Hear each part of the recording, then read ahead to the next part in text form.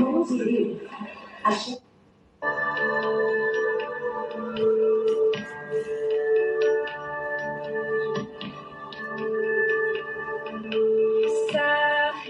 aux terres d'espérance, pays de l'hospitalité,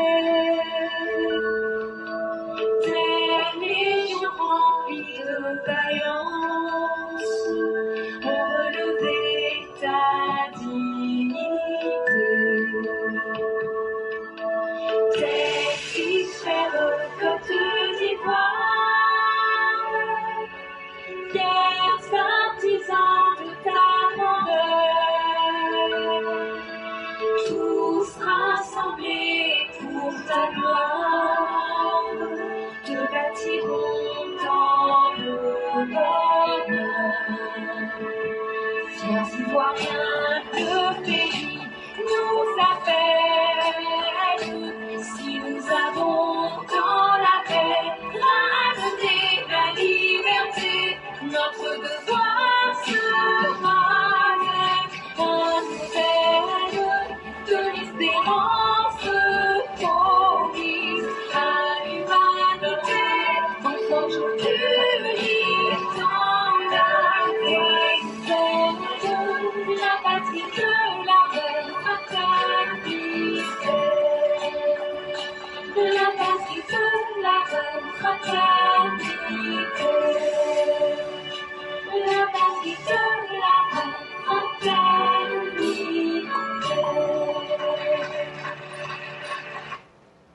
Bonjour mesdames et messieurs, bonjour chers auditeurs, bonjour chères auditrices, bonjour à tous les élèves de la classe éclaireur pro vérité, bonjour à tous ceux qui participent à l'édification des consciences populaires à travers des éditions qui font la promotion des arguments sans chercher à vaincre qui que ce soit. Nous cherchons simplement à convaincre et nous disons merci à tous ceux et toutes celles qui chaque jour participent à cette agape intellectuelle, à ce festin que nous appelons intellectuel. Merci et merci toujours. Aujourd'hui, nous avons 4 sujets qui sont en général d'ordre sociaux et on va faire vite pour laisser la parole aux uns aux autres afin aussi de pouvoir progresser vers d'autres activités. Et donc, le premier sujet de la journée, Bingerville. Sous une forte pluie, des chauffeurs de Baka et apprentis abandonnent leurs passagers et fuient avec leur monnaie. La forte pluie qui s'est abattue dans la soirée du mardi 23 avril 2024 sur Abidjan a occasionné de nombreuses situations d'incivisme routier, favorisant des cas de vol envers les usagers sur des axes. Et donc, chers parents, ici, c'était le mardi 23 avril 2024. Il a plu, il y a eu une forte pluie à Abidjan et malheureusement, les Baka et leurs apprentis se sont encore illustrés après les accidents, après les incivismes sur la route, après les associations, c'est-à-dire comment donner des monnaies aux gens et eux-mêmes se débrouillent, après les menaces contre les clients, après la prise des passagers et le fait de les déposer en cours de chemin, ils sont rentrés maintenant dans une nouvelle dynamique, c'est-à-dire comment voler l'argent même des passagers. Tu leur donnes 5 000, c'est pas sûr que tu auras la monnaie en retour. C'est ça qui est devenu maintenant le travail des apprentis Baka et des chauffeurs de Baka à Abidjan, et particulièrement sur l'axe Bingerville. C'est le mardi 23 avril 2024. Pendant et après la pluie, on a assisté à beaucoup de ces cas. Et c'est ce qu'on va vous dire pour que vous preniez conscience. Parce que la mauvaise habitude, elle se répand très vite. Et malheureusement, cela risque de se répandre presque partout en Côte d'Ivoire. C'est pourquoi nous tenons à avertir les uns les autres. Les pics de chaleur de ces derniers jours ont fait place à une forte pluie qui a arrosé la capitale économique ivoirienne. À la suite de ce phénomène naturel, des embouteillages ont été constatés sur des axes notamment sur celui qui relie les communes de Cocody et de Bingerville. En effet, sur le tronçon, le pont jouxtant le pôle scientifique et d'innovation de l'université Félix Houphouët-Boigny a été submergé par les eaux. Cet encombrement de véhicules qui a perturbé la circulation était insoutenable jusqu'à 23 heures, tant pour les passagers que pour les transporteurs. Malheureusement, des usagers de ces véhicules de transport en commun communément appelés BACA, des chauffeurs véreux, en complicité avec leurs apprentis, une porte était ouverte pour s'adonner à des actes ignobles sans être inquiétés. Prétextant des difficultés pour se frayer un chemin, ces conducteurs de BACA, comme s'ils s'étaient passé le mot, ne se gênaient pas du tout à mobiliser leurs engins à un endroit choisi, précisément à la montée du carrefour Kessi. Une fois l'objectif atteint, ils disparaissent des lieux sans crier gare, abandonnant les clients à l'intérieur des engins. Et donc, qu'est-ce qu'ils faisaient? Quand il a plu, la route a été bloquée par l'eau. Et comme ils ne pouvaient pas progresser, qu'est-ce qu'ils ont fait? Ils sont venus avec leurs différents BACA, ils sont venus se mettre au carrefour caissier. Et là-bas, ils ont tous disparu. Ils sont sortis des BACA et les chauffeurs et les apprentis, comme on le dit, ils ont gagné en temps. Et donc tu cherches, tu ne vois pas chauffeur, tu cherches, tu ne vois pas apprenti. En temps, ils avaient déjà encaissé. Comment tu vas faire pour avoir ta monnaie? Il n'y a pas chauffeur, il n'y a pas apprenti, tu ne peux pas transporter aussi bagarre sur ta tête. Et ce qui est bizarre, ce n'était pas un seul chauffeur, ce n'était pas aussi un seul apprenti, c'était pratiquement eux tous. C'est comme si ils avaient décidé que eux, ils allaient se payer sur le dos des clients et de manière très malhonnête. Voilà la nouvelle stratégie qu'ils ont adoptée. Je n'avais que 500 francs pour retourner à la maison. Le chauffeur et son apprenti ont fui à déplorer une dame. Cette dernière, comme bon nombre de passagers, dans son cas, doivent terminer leur parcours à pied. Non, ce sont des malhonnêtes, ces gens-là. Comment peut-on se comporter de la sorte? A rétorqué un sexagénaire. Donc, il y avait une dame, elle n'avait que 500 francs pour retourner à la maison. Elle, là, ils ont fait vendre avec son argent. Elle va gratter le reste avec ses pieds. Maintenant, il y a un vieux, là. Lui, là, dans la soixantaine pour monter là-bas. Ils n'ont pas eu pitié de son âge. Ils n'ont pas eu peur de Dieu. Ils n'ont pas eu honte de Satan. Ils ont pris son argent. Le vieux, là, il va frapper le 11 pour arriver à la maison. Il ne m'a même pas encore remis ma monnaie. Je lui ai remis 2000 francs. Il doit me remettre ma monnaie. 1500. A confié une dame.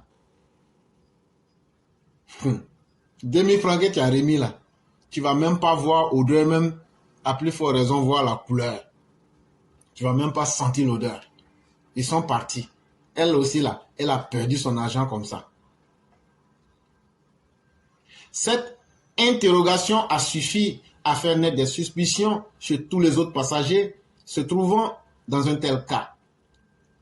Mais où sont passés les chauffeurs et son apprenti? Depuis, on s'impatiente. Le temps passe. Il se fait tard. Moi, il me doit 4500.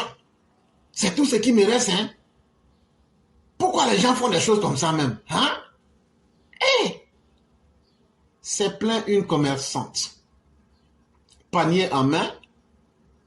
Sûrement qu'elle revenait d'une de ses ventes sur un marché donné. Voilà une femme qui revenait.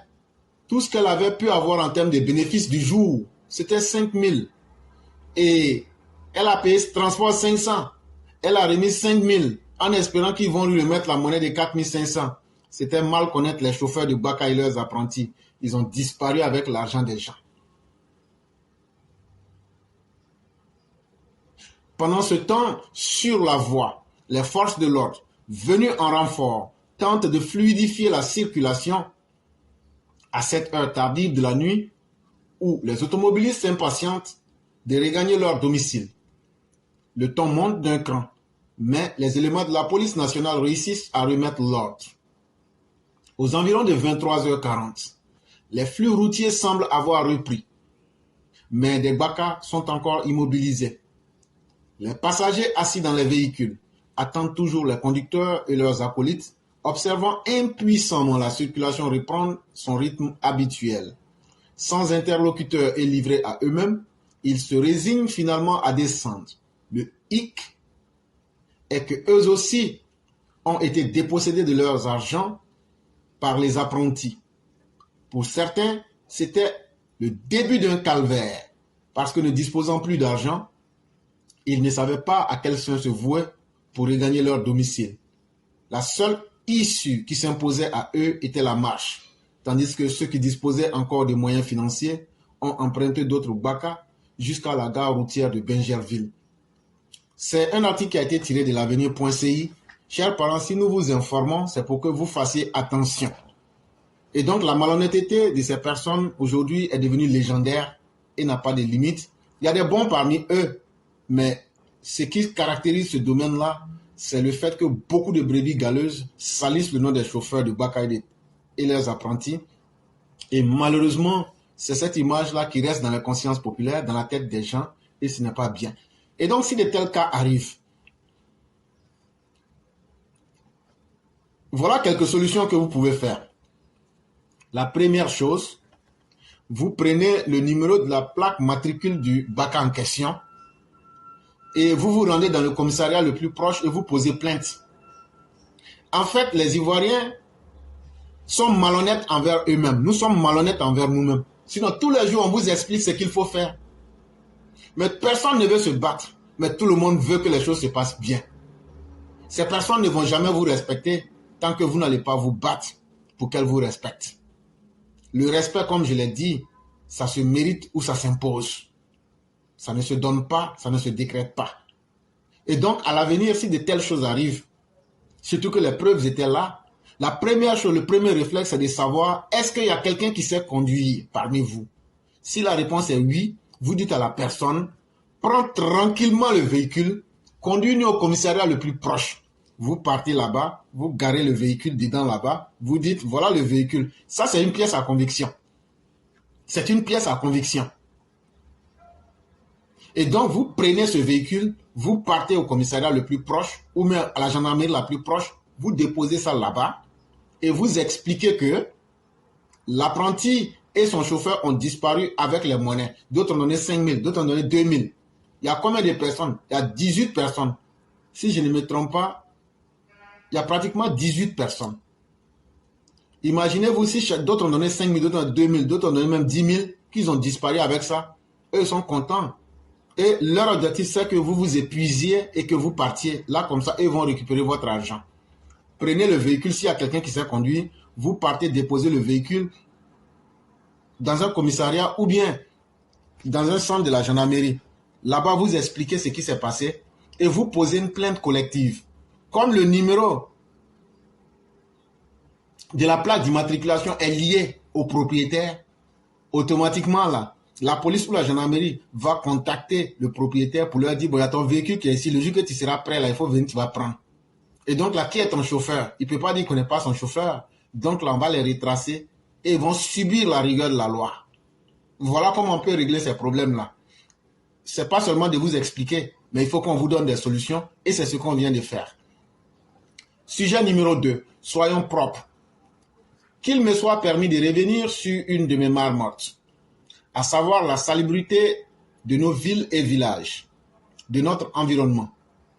Tant que nous n'aurons pas commencé à prendre cette affaire au sérieux, j'y reviendrai toujours, quitte à passer pour un radoteur. C'est le père Venance Konoa qui nous parle. Il dit que nous les Ivoiriens là, on est sales. Il dit on n'aime pas la propriété. Il dit lui là, tant que on ne va pas changer là, lui il sera comme Gargamel derrière les schtroumpfs sur notre dos. Il va nous dire notre vrai nom et puis on va lire l'heure. Il dit que nous tous les Ivoiriens là, on est sales. Et lui va nous dire ça en grand caractère.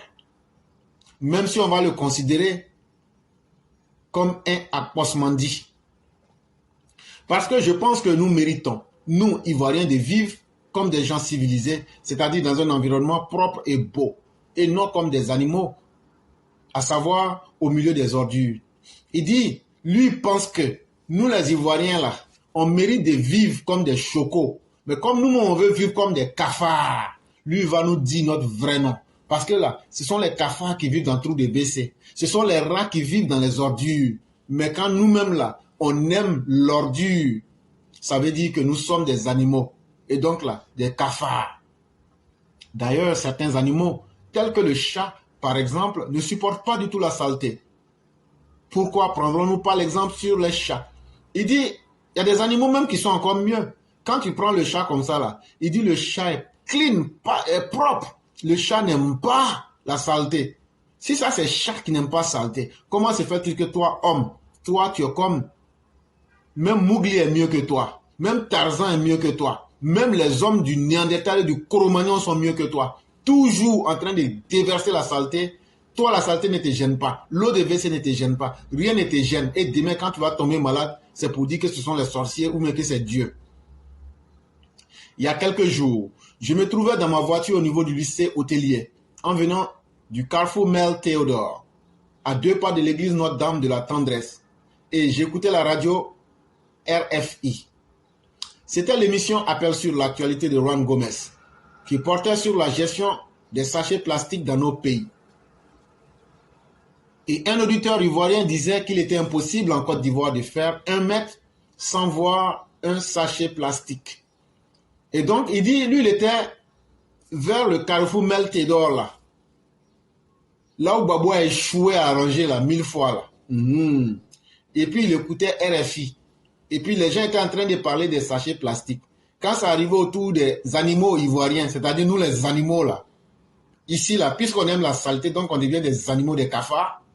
Il y a un de nos parents ivoiriens, un cafard parmi nous qui a appelé. Il dit que non, qu'on ne peut pas faire 1 mètre sans voir sachet plastique à terre. Et donc, c'est devenu tellement normal qu'on fait publicité même. Mon chauffeur qui écoutait aussi la radio et moi, avons aussitôt machinalement jeté un coup d'œil dehors et nous nous sommes mis à rire. Effectivement, il y avait des sachets plastiques de toutes les couleurs partout, au bord de la route, dans les herbes, partout.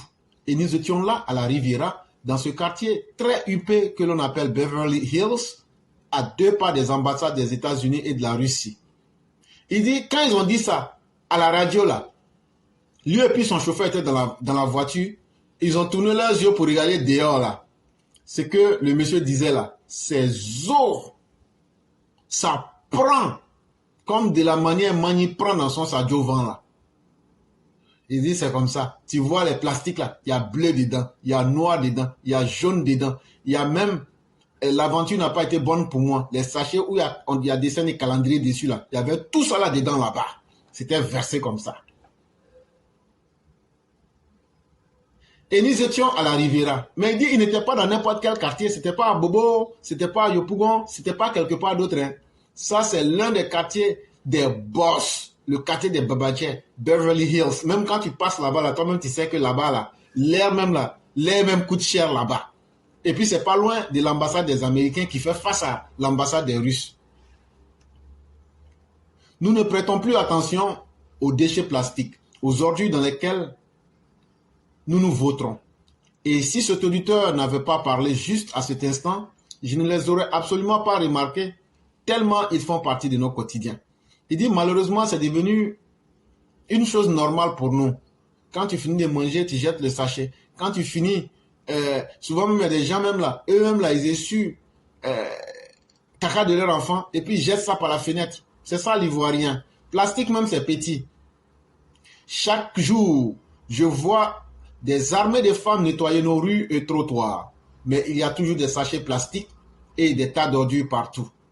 Il dit, malgré que les femmes qui sont employées par les mairies pour nettoyer les rues, il n'y a rien qui change. Et c'est la même chose toujours. Les sachets de 10 francs, 10 francs. Les sachets d'eau glacée. Là, c'est tellement normal, même qu'on peut même faire goudron avec ça en Côte d'Ivoire. Malgré que ces femmes essaient de faire du mieux qu'elles peuvent. Chaque jour, les sachets plastiques et les ordures s'entassent partout. Mais à la vérité, il faut se dire, comme le disent les Camerounais, c'est comment? Votre affaire de plastique, c'est comment? Nous sommes comment? Et nous n'arrivons pas à nous débarrasser de nos ordures comme les Ghanéens, les Rwandais, les Européens, les Asiatiques, les Américains, les Canadiens, les Sud-Africains, les Namibiens. Et Ivoiriens, c'est vous qui êtes beaucoup sur plateforme là actuellement. Vous êtes comment? Vous êtes comment? Parce que ce ne sont pas les exemples qui manquent. Au Ghana, là, eux et de toi, ils ont été responsables. Au Rwanda, même chose. En Europe, même chose. Asie, même chose. Ah, on s'en va faire vacances aux États-Unis. Si c'était sale, là, tu n'allais pas venir. Canada, même chose. Afrique du Sud, même chose. Namibie, même chose. Tu ne vas pas dire qu'on n'a pas donné d'exemple. La Namibie, c'est en Afrique. Afrique du Sud, c'est en Afrique. Rwanda, c'est en Afrique. Ghana, même, là, c'est en Afrique de l'Ouest, à côté de nous. Si eux, ils ont réussi, là, c'est que nous pouvons aussi réussir. Cette fin de semaine, du fait de la rentrée littéraire et de la cérémonie des Ébonies, je me suis retrouvé à Bouaké et à Yamoussoukro. Et j'ai fait un crochet à Daoukro avant de rentrer à Abidjan. J'ai donc eu à traverser les villes de Bouaké, Yamoussoukro, Tumodi, Dimokro, Bokanda, Daoukro, Kotobi, Abongwa, Akoupe, Adzopé, Azaguié, sans parler de tous les villages. Partout, je dis bien partout, et j'ai bien fait attention, la première chose que je voyais en traversant toutes les localités étaient des tas d'ordures bien exposés, comme un trophée, comme une fierté nationale. Il dit, en fait de cette semaine-là, les gens qui écrivent beaucoup français, là, ils avaient leur concours qu'on appelle la cérémonie des Ebonies.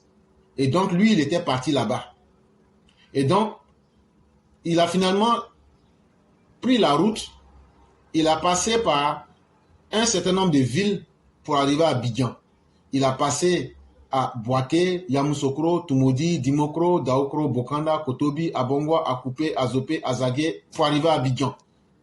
Il dit partout, quand il passe là, la première chose qu'il voit, surtout dans les entrées de nos villes là, tu vois, et puis c'est toujours à gauche, tu vois un beau tas d'ordures qui est là.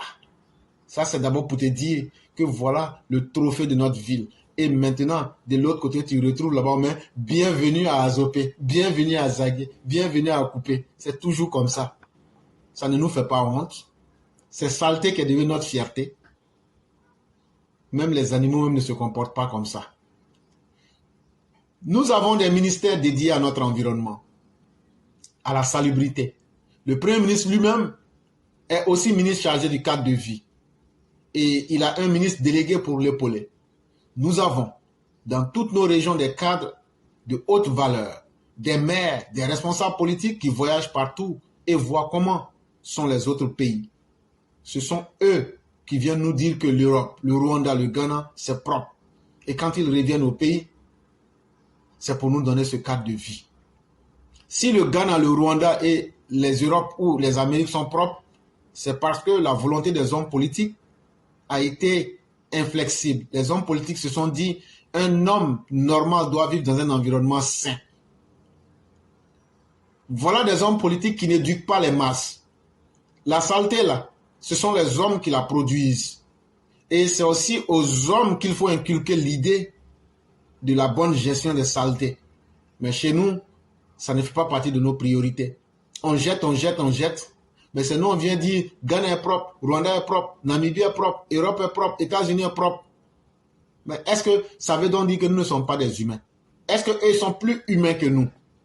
Si on accepte que ces pays-là peuvent être propres, ça veut dire que nous, on accepte d'être leurs animaux. Parce que si on doit choisir des exemples de saleté, on dira la Côte d'Ivoire fait partie des pays les plus sales. Et ça, ce n'est pas notre honneur. Et ça veut dire aussi que les dirigeants eux-mêmes ne sont pas propres. Parce qu'incapables d'imposer ce que leurs homologues ont pu faire dans leur pays. Est-ce une question de moyens? Si c'est le cas, dites-le fort pour que nous l'entendions tous. En vérité, ce n'est pas une question de moyens, c'est une question de volonté. Et la volonté, ça ne s'enseigne pas, ça ne se paye pas, ça ne se décrète pas. La volonté, c'est comme la nature profonde d'un homme. Tu l'exerces, tu l'affirmes. Malheureusement, nous n'avons pas d'hommes politiques. Nous n'avons pas de citoyens soucieux même de leur environnement et donc naturellement de leur santé. Chacun fait semblant et on se dit, tant que personne ne se plaint, l'autorité lui-même ne prend pas de mesures pour décourager les populations. Attendons-nous que ce soit le président de la République lui-même qui prenne le balai pour nettoyer dans nos cités. En tout cas, il faut qu'Alassane Ouattara descende. Il va se mettre en maillot et puis il va nettoyer nos routes pour nous. Là, on va lui dire, ah, le président, il est gentil. C'est ça seulement qui manque en Côte d'Ivoire. Parce que le président, il a fait des routes, il a fait des universités, il a fait tout ce qu'il devrait faire. Ça, on va dire, ça coûte cher. Mais nettoyer nos quartiers, là, est-ce qu'on ne peut pas nous-mêmes former des comités chaque week-end pour nettoyer nos quartiers une fois? Non. On attend toujours que ce soit l'autorité qui fasse tout. Vous ne savez pas aussi que la population aussi peut éduquer ses dirigeants? Si dans nos quartiers, là, on fait une semaine, tout le monde vient pour balayer, là, pour nettoyer, là, mais ça va montrer aux dirigeants que les mentalités sont en train de changer et les dirigeants vont mettre les financements qu'il faut. Comment peut-on avoir organisé la plus belle et la plus rentable des CAN de l'histoire africaine et ne pas pouvoir débarrasser la Côte d'Ivoire de ses ordures? Et donc la question que nous posons, avec tout ce qu'on dit aujourd'hui, la Côte d'Ivoire a une croissance de 2 chiffres, la Côte d'Ivoire est l'un des plus beaux pays, la Côte d'Ivoire a fait un bénéfice de 80 millions de dollars, ce qui n'a jamais été dans l'histoire de l'Afrique. La Côte d'Ivoire aujourd'hui a des infrastructures qui font rêver toute l'Afrique, mais la Côte d'Ivoire, malgré tout ça, n'a pas les moyens de se débarrasser des ordures. La faute à qui? La faute à nous tous. À nous qui produisons les ordures. À nous, les autorités qui prenons des lois et qui sommes incapables de les faire suivre. À nous, les élus qui viennent pour vendre les terrains sans chercher à s'occuper des vrais problèmes comme les problèmes de la saleté de nos villes. N'est-ce pas parce que les ordures sont en réalité dans nos têtes et font partie de nous-mêmes? Effectivement, il y a un dicton anglais qui dit « You can take the monkey out of the bush, but you can never take the bush out of the monkey ». Simplement pour dire que tu peux enlever un singe de la brousse. Tu peux aller, tu prends un singe, tu l'enlèves en brousse. Mais la brousse qui est dans le singe là, tu ne peux pas enlever ça dans lui. Saleté morale qui est dans l'Ivoirien là. Même si tu mets Ivoirien en New York, saleté morale là, ça est dans lui. Donc on est comme des sauvages. Ça, il faut qu'on se dise nos vrais noms pour que chacun s'asseye pour réfléchir. Toi, tu n'as pas honte de voir chez toi sale. Tu n'as pas honte de voir ton quartier sale. Et c'est une affaire qui date de longtemps et de très longtemps. Je me souviens d'un de nos titres de fin d'année au temps d'Ivoire soir. Bonne année saleté. Et nous avions illustré à la une du journal avec une image d'ordure. Le groupe musical Les Salopards avait fait une chanson sur nos ordures. Lorsque Guy Robert a pris le pouvoir, il a dit qu'il était venu pour balayer le pays. Parce que notre pays était physiquement et moralement sale. Et de manière symbolique, il a pris le balai pour nettoyer une rue. La Côte d'Ivoire, définitivement, pays des gens sales. Et donc, avec tout ce qu'on vient de vous dire, ce n'est un fait qui soit nouveau pour personne. L'Ivoirien, finalement, a décidé que lui-même, de la manière que son intérieur est sale, là, pour bien démontrer ça aux gens, il va montrer ça à l'extérieur. Pour que les gens sachent que l'Ivoirien n'est pas mentalement prêt. Et effectivement, allez regarder nos débats télévisés. C'est la pourriture morale que tu retrouves sur les chaînes. Parce que derrière, en dessous d'un tas d'ordures, tu retrouves la vraie pourriture. Regardez ces pourritures qui vont animer des soi-disant débats politiques sur nos chaînes de télévision, qui ne sont pas capables de dire des choses correctes pour l'ensemble des Ivoiriens. Ça aussi, c'est de la pourriture morale. Et donc là, ce que vous voyez dehors là, c'est le reflet de ce qu'il y a à l'intérieur de chacun de nous, les Ivoiriens. Et donc finalement, si nous avons accepté d'être le pays des gens sales, acceptons aussi d'être le pays aussi des gens maudits. Le chef de l'État est en train de se ruiner la santé pour nous donner un pays dont nous serons toujours fiers. Mais tant que nous vivrons au milieu des ordures et des sachets plastiques, tous les efforts pour nous donner un pays beau qui fait rêver resteront vains. Et donc, allez dire à Alassane Ouattara, le président, qu'il est en train de faire des grandes universités, des grandes routes là. Dès qu'il va finir là, on va aller pisser sur ces routes là. Laurent Gbagbo même pisse au bord de la route. Quand il va finir là, on va boire l'eau là, sachez là, on met ça sur les routes. On va gâter son travail pour lui remettre et puis on va passer à autre chose. En tout cas, il est en train de se fatiguer. allez dire au président Ouattara qu'il se fatigue. Il va gâter sa santé, il va ruiner sa santé, mais nous là, on ne va pas changer. Parce que nous là, nous on est sales, nous on est maudits, nous là on ne peut pas changer. Nous là on est comme cafards, c'est trop de WC qui nous plaît. Donc là, c'est lui qui se fatigue pour faire route, c'est lui qui se fatigue pour faire université, c'est lui qui se fatigue pour faire hôpital. Notre pourriture morale et notre pourriture physique, externe comme interne, on va continuer à la répandre et en faire même la promotion. Mesdames et messieurs, nous passons au sujet numéro 3. Afi N'Guessan qui dit aux gens du RHDP, Afi N'Guessan a dit leur vrai nom. Afi N'Guessan a animé une conférence de presse le samedi 4 mai 2024 au siège du Front populaire ivoirien à Cocody. Lors de ce rendez-vous avec les journalistes, Afi N'Guessan a écarté qu'il espérait un poste et sans mandat depuis sa nomination, pardon, je me trompe, lors de ce rendez-vous avec les journalistes, Afi N'Guessan écarté de tout, alors qu'il espérait un poste et sans mandat depuis sa défaite au régional, a officiellement annoncé sa candidature à la présidentielle de 2025. Afi N'Guessan dit que quand vous avez décidé de faire mariage avec lui là, que c'est lui qui devrait être la fiancée. Donc là, lui n'a pas été doté. Lui n'a pas été doté. Parce que quand lui il a fait alliance avec vous là, lui s'attendait à un poste. Il n'a pas eu ça. Maintenant, comme il ne vaut rien là, il allait faire élection régionale aussi là. Il a pris Débé là-bas. Donc là, lui il est fâché. Comme lui il est fâché là, lui va être candidat en 2025. Il dit de vous dire ça. Dans un réquisitoire sans concession. Donc, il a fait le procès du mariage avorté entre lui et le RHDP. Et ça, moi, je l'ai dit, c'était un viol. Le mariage, la soi-disant, comment on appelle, le soi-disant mariage avec le RHDP, là, pour dire, on est en alliance, ça, là, c'était un viol. C'était chat noir que vous étiez en train de faire. C'était chat noir. Mais dans votre histoire de chat noir, là, la fiancée dit que vous l'avez violée. Et donc, qu'est-ce qu'il faut faire? La fiancée maléfique est sortie et elle est venue dire maintenant comment ça lui a fait mal. Vous l'avez violée par surprise et son cœur saigne.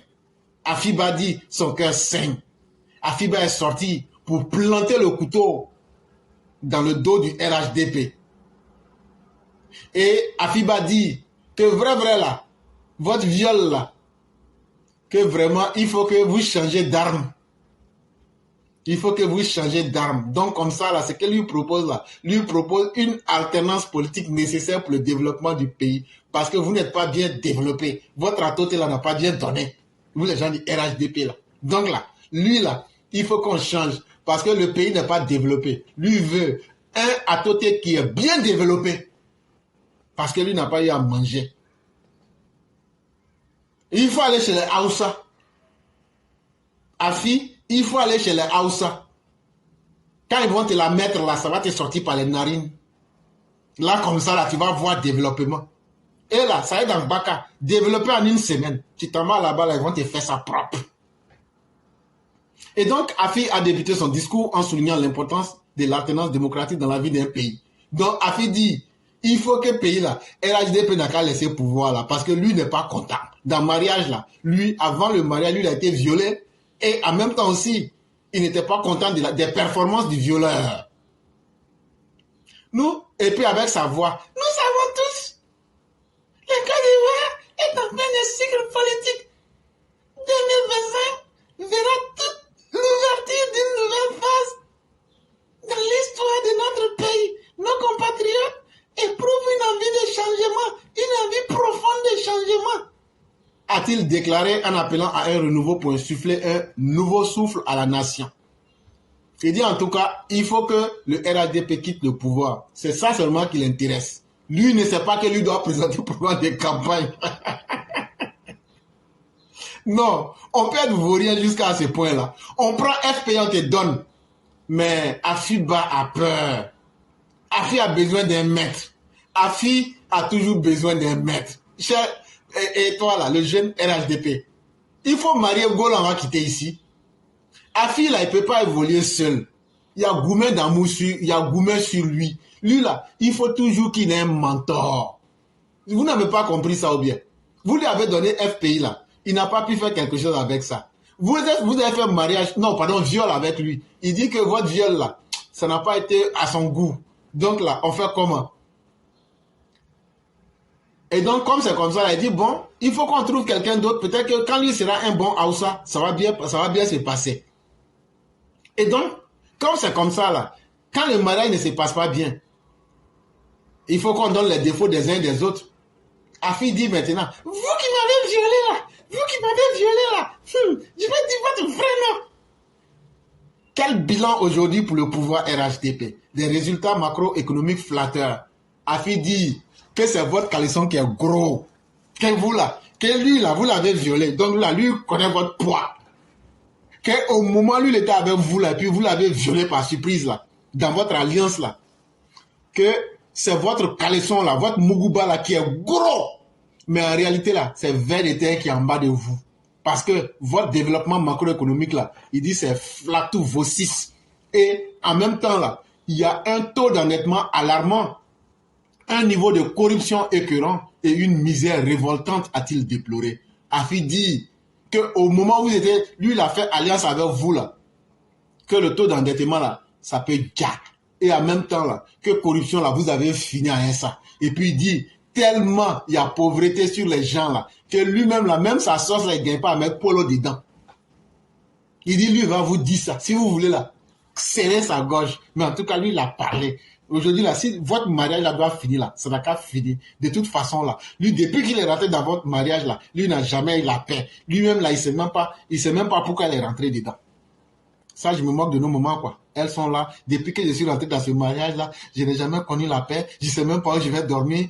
Toi, tu ne sais pas où tu vas dormir, mais tu fais enfant. Et puis, c'est pas un, c'est pas deux, jusqu'à y a un jumeau dedans. Mais le matin, tu sors pour venir te plaindre dans la cour commune. Non, moi-même, je ne sais pas où je vais aller. Si ce n'est pas à cause des enfants, là. Moi, depuis, je suis pas... Ma soeur, tu es déjà vieille aussi. Tu ne peux pas partir. Toi-même, tu connais. Est-ce que toi, tu ne connais pas? Toi-même, tu connais. Tu vas partir, qui va te prendre? Faut arrêter ça là. C'est comme ça qu'Afi est devenu. C'est comme ça qu'il est. Il ne peut pas aller au FPI. Nous aussi, on n'a pas besoin de lui. Mais lui, il a besoin de nous. Mais c'est lui qui sort pour dire qu'il n'a pas besoin de nous. De toute façon là, tu es l'homme de toi-même, tu tires le diable par la queue. En même temps aussi, le diable aussi te tire aussi par ta queue, Afi. Donc là, nous on s'en fout de toi. C'est aujourd'hui, toi, tu sais que le RHDP était en train de blaguer les gens. C'est aujourd'hui, tu sais qu'il y a misère en Côte d'Ivoire. C'est aujourd'hui, tu sais qu'il y a corruption. Quand toi, tu voyageais dans les avions pour aller au Ghana, là, ça, c'est de la corruption aussi. Toi, tu as fait quoi pour aller dans l'avion présidentiel au Ghana? Ça aussi, c'est de la corruption. Tu as accepté de vivre sur le fruit de la corruption. Et c'est ça. Si tu ne voulais pas que la misère des Ivoiriens augmente là, il ne fallait pas être l'ami des gens du RHDP. Il ne fallait pas rentrer dans leur avion. Maintenant, comme le viol, tu n'as pas eu ce que tu veux partir, mais tu ne partiras pas. Parce que la loi ivoirienne dit, l'épouse doit vivre sous le foyer de son mari. Même si c'est Payotte il a construit là, c'est là-bas que tu vas vivre avec ton mari. Ah oui, tu vas vivre avec, et puis tu vas vivre des bénéfices et des inconvénients de ton mariage. Il a également pointé du doigt la détérioration des conditions de vie des Ivoiriens, illustrée par un recul des indices de développement humain et l'espérance de vie.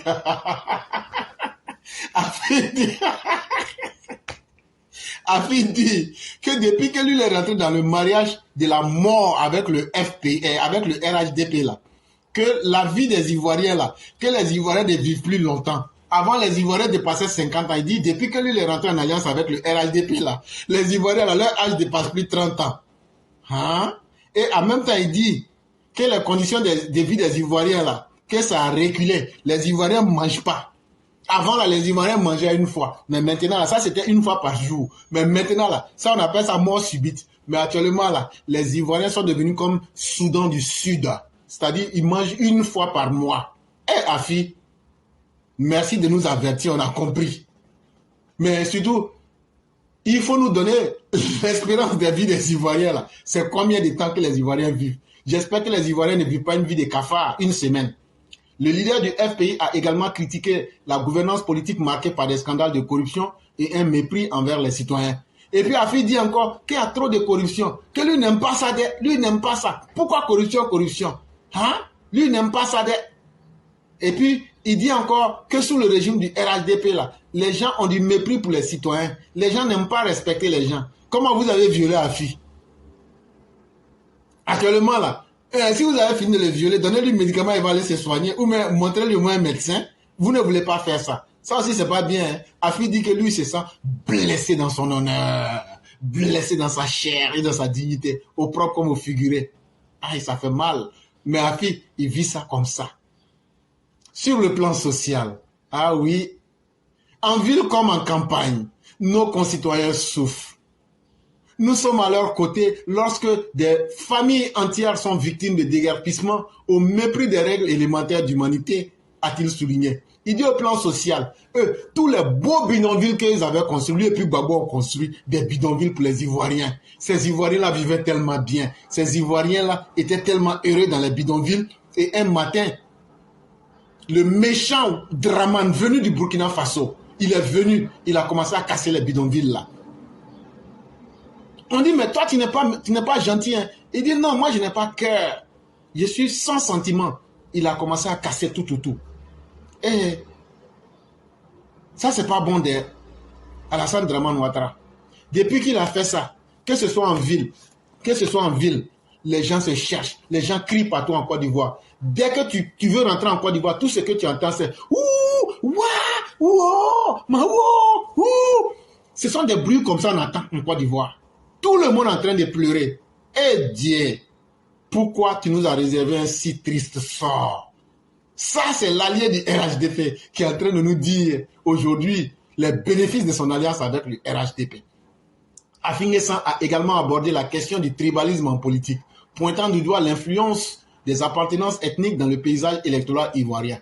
Comme si c'était hier, quand les gens du PDCI et du FPI sont les promoteurs du tribalisme, c'est aujourd'hui que Afi se rend compte que le tribalisme est devenu une monnaie aujourd'hui qui fait recette en Côte d'Ivoire. Afi, il ne faut pas être surpris. Afi N'Guessan, il ne faut pas être surpris. Toi, on dit que ton papa est Mossi, non? Ça va venir, ça va venir. Il ne faut pas te presser. Ceux qui sont les détecteurs de carte d'identité, là, c'est au FPI et puis au PDCI. Un jour, ils vont détecter la carte d'identité de ton papa pour mettre ça au grand jour. Et donc, voyez-vous, quand on veut mettre ses tares congénitales sur les autres, quand on veut mettre ses lacunes et ses bassesses sur les autres, c'est un exercice de mauvais goût et ça finit par vous rattraper. Donc, au temps du FPI, il n'y avait pas de tribalisme. Au temps du PDC, il n'y avait pas de tribalisme. C'est aujourd'hui vous voyez les problèmes de la Côte d'Ivoire. En tout cas, vous allez souffrir avec ça. Ça va devenir cancer dans vos gorges. Ceux qui prospèrent et qui gagnent les élections, ce n'est pas parce qu'ils sont mieux que nous. C'est parce qu'ils puisent dans le tribalisme, que ce soit le RHDP, le PDC ou le PPACI, a déploré Afi N'Guessan, appelant à un changement de paradigme pour les élections à venir. Afi N'Guessan, quand toi tu disais qu'Alassane Ouattara ne sera jamais candidat et élu en Côte d'Ivoire, c'est sous quel paradigme tu le disais? C'était sous quel prisme tu le disais? Est-ce que c'était en tenant compte des valeurs d'Alassane ou bien en tenant compte de ses origines et de son appartenance ethnico-religieuse? Tout le monde sait qu'en Côte d'Ivoire, vous avez ostracisé tous les régimes qui ont précédé le RHDP, ont ostracisé le RDR et son président de par leurs origines venant du Nord en général et de par certaines considérations politiques ou bien généralement religieuses. Ça s'est passé devant nous tous. Et donc là, ce n'est pas un discours qui est nouveau. C'est aujourd'hui vous, ce que vous avez sémé là, quand vous récoltez aujourd'hui les conséquences là, c'est à vous de vous dire que vous qui avez créé le problème là, est-ce que vous êtes prêt à changer? Quant à sa candidature, Afi a affirmé qu'il se contentait de participer à la présidentielle de 2025, mais qu'il aspirait à la victoire. En 2025, nous n'allons pas participer. Nous allons pour gagner. C'est ce que Thiam aussi dit.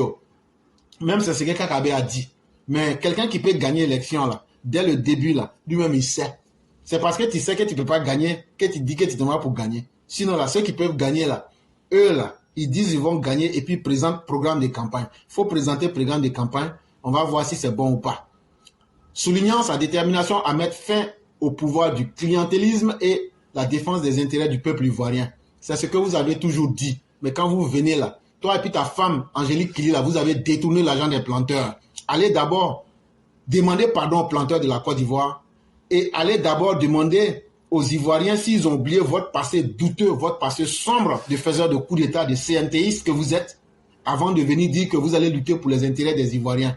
Est-ce qu'il y a plus clientéliste que quelqu'un qui dit à Alassane Ouattara, il faut me donner 1 million, là comme ça, je ne vais pas rentrer dans CNT. Toi, là, on te dit ton vrai nom. Vieillard que tu es, tu n'as même pas honte. Quand on l'a attrapé, il était dans beaucoup des femmes musulmanes, là, cheveux blancs, il met Yombo dedans. Tu n'as pas honte de toi-même. Il y a plus malhonnête que toi à Finguesson. C'est que tu es en train de faire le RHDP là. On appelle ça de la prostitution politique.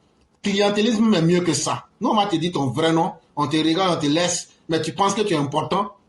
Nous, on ne fait rien avec toi. Tu ne représentes rien, tu n'es rien. On s'en fout de toi. Aujourd'hui, là, tu es en train de manger le monde avec les gens du RHDP. Il faut savoir ta place. Si tu es trop fâché, là, tu peux retourner au FPI avec ton enveloppe vide. En conclusion, Afinguesson a appelé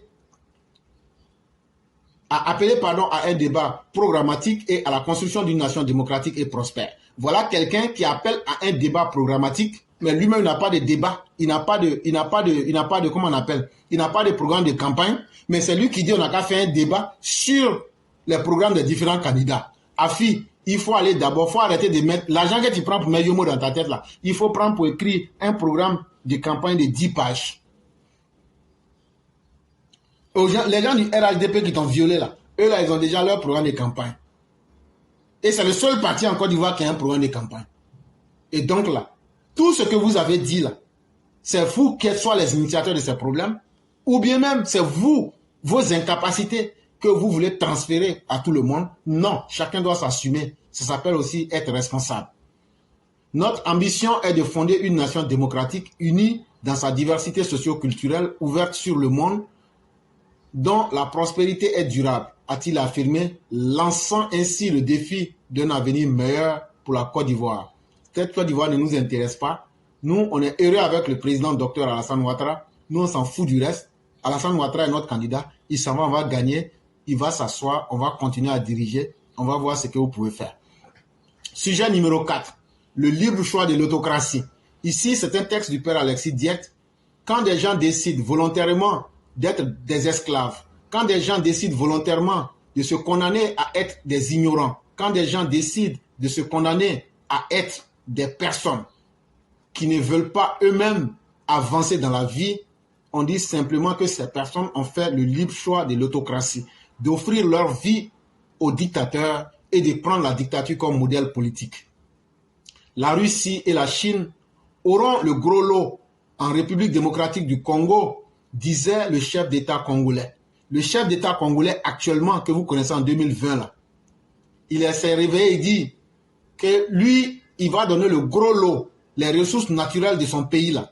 Il va mettre ça à la disposition de la Russie et de la Chine.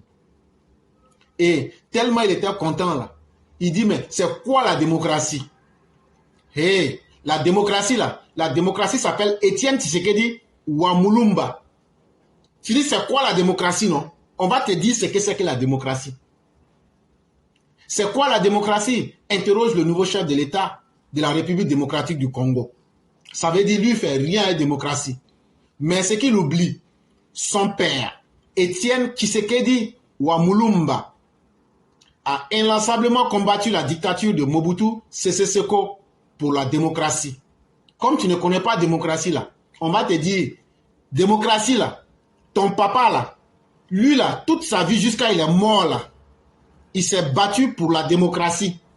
Et il n'y a pas une définition de la démocratie qui soit meilleure que ça pour toi. Fils indigne, le fils prodige, qui a oublié le combat de son père, et aujourd'hui qui vient insulter la souffrance de son père. On va te rappeler ça. C'est ton père qui a lutté contre la dictature de Mobutu Sese Seko pour que le peuple congolais puisse aujourd'hui avoir des dirigeants afin que l'État congolais soit un État social de développement et de réduction équitable des fabuleuses ressources de la RDC. Au temps de Mobutu, là, il n'y avait pas d'élection. Ton papa n'a jamais pu gagner une élection. Le combat que ton papa a fait là, c'est ça qu'on appelle démocratie. Mais tellement il a fait là, il a échoué. Toi, on t'a pris par pitié pour devenir président après des élections douteuses là. C'est ça qu'on appelle démocratie. Quand on est contre la dictature, on sera pour les valeurs de démocratie. Et donc, voilà des intellectuels, voilà des dirigeants africains qui ont décidé volontairement de trahir leur peuple, de trahir la conscience de leurs propres parents. Quelqu'un qui peut trahir le combat de son père, cette personne ne peut-elle pas trahir le peuple? Son père est mort de ce juste combat. Et ton père Étienne Tshisekedi Mulumba, c'est en défendant la démocratie qu'il est mort. Et c'est grâce à la démocratie que toi tu es venu au pouvoir. Mais une fois parvenu au pouvoir, tu fais fi, tu chies sur la démocratie pour maintenant faire la promotion de la dictature. Mais il faut savoir qu'avant toi, là, il y avait Joseph Kabila qui était là. Et donc ne pense pas que tu vas mettre les racines de la dictature en allant te livrer à la Chine et à la Russie et que tu vas rester indemne. Si tu le fais, les armes vont crépiter. Au bout de ce juste combat dont il hérita, le nouveau chef de l'État congolais, qui doit pourtant son poste de président de la République au suffrage universel démocratique, fait mine de ne pas savoir ce qu'est la démocratie.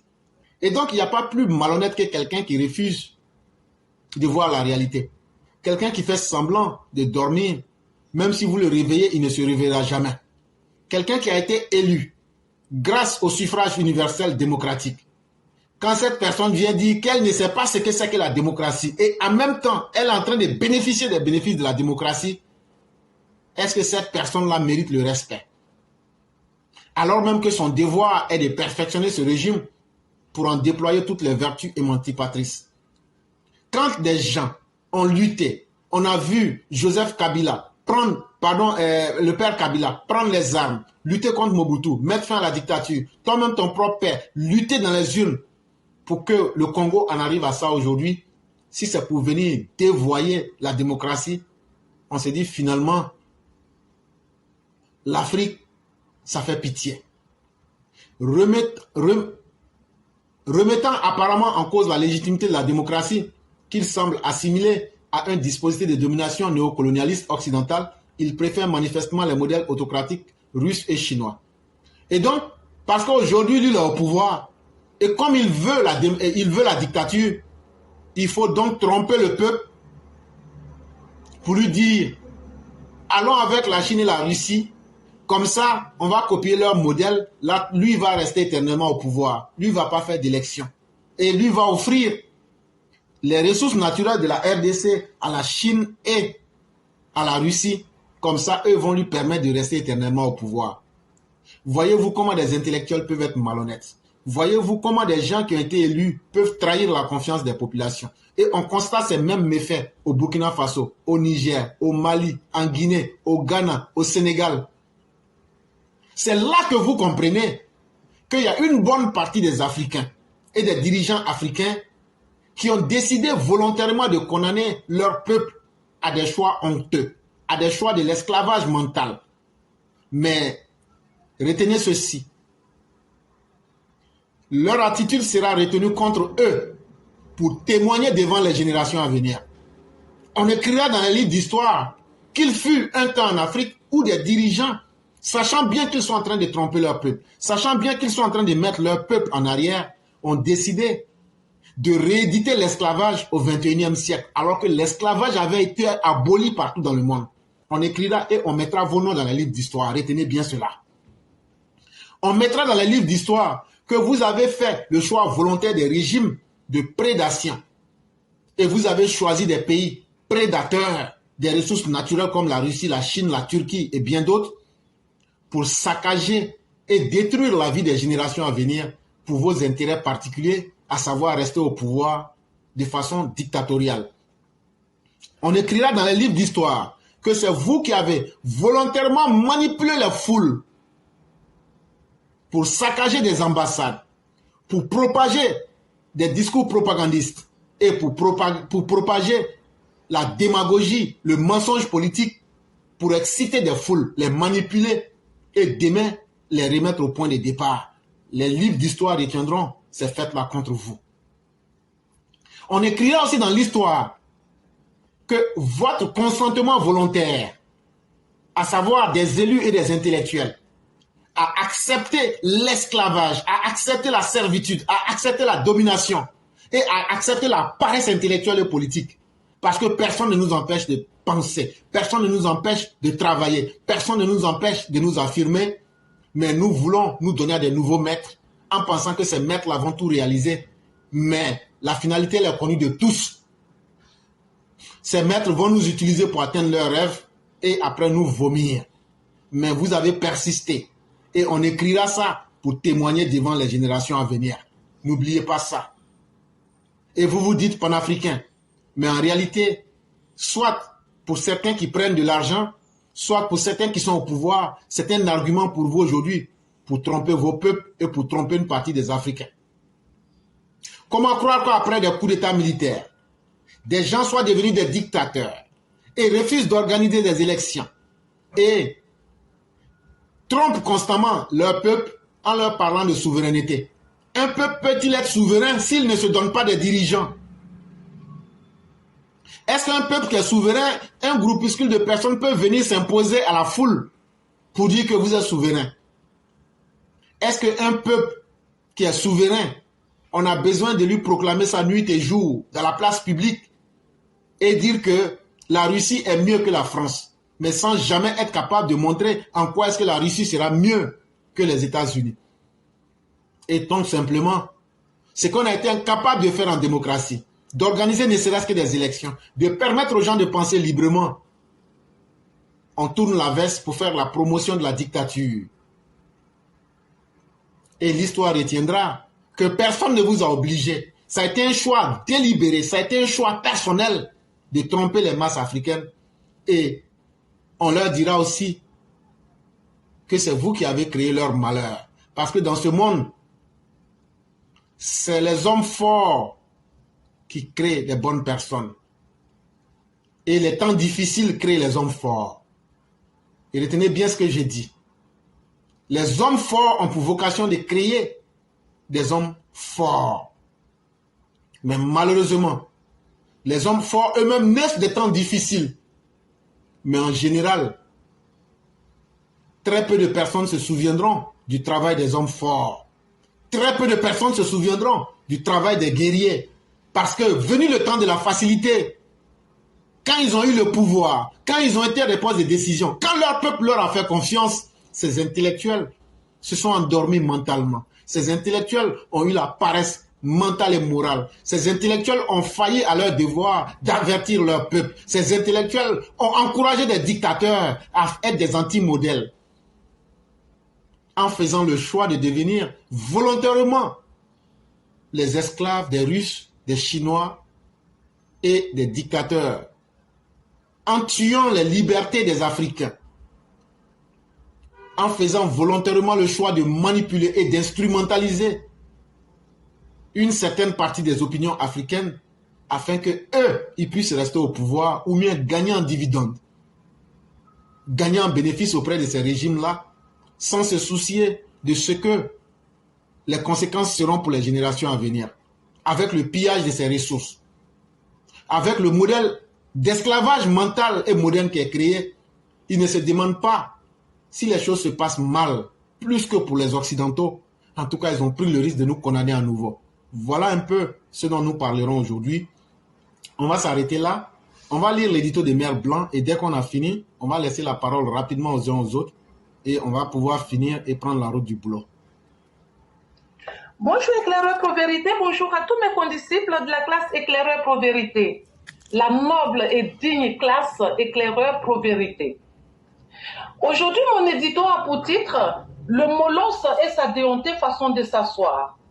Le molosse désigne un gros chien de garde. Il a beau être un bon gardien, il a un défaut. C'est que quand il se tient assis, il vaut mieux le voir de dos. Il en est ainsi. C'est dans sa nature d'avoir une pudeur très modérée, voire inexistante. Celui dont je parle a beaucoup d'humolos, rien n'étanche sa soif du pouvoir. Quoique le Prado ait dit, quoi qu'il ait fait, le petit Kenny Banani ne veut lâcher prise. Il occupe une arène où même sans adversaire, il se donne des coups lui-même.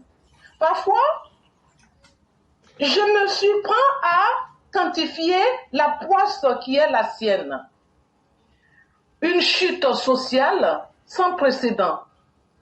Négus il fut, fuyard il est aujourd'hui. Et pourtant, combien de sacrifices humains a-t-il consenti? Et c'est cela aussi le pourquoi du comment. Le petit gros est son propre prisonnier et jamais il ne cherchera à faire autre chose que la vengeance. C'est ça le côté molosse du Kenny Banani. Merci et à bientôt. Comme disait Henry de Kerensky, waouh, cette voix. Pour se référer à la voix de Mère Blanc, nous disons à Mère Blanc merci. Merci pour tous ces éditos. Merci pour le travail bien fait. Merci pour votre détermination. Et que dire de plus?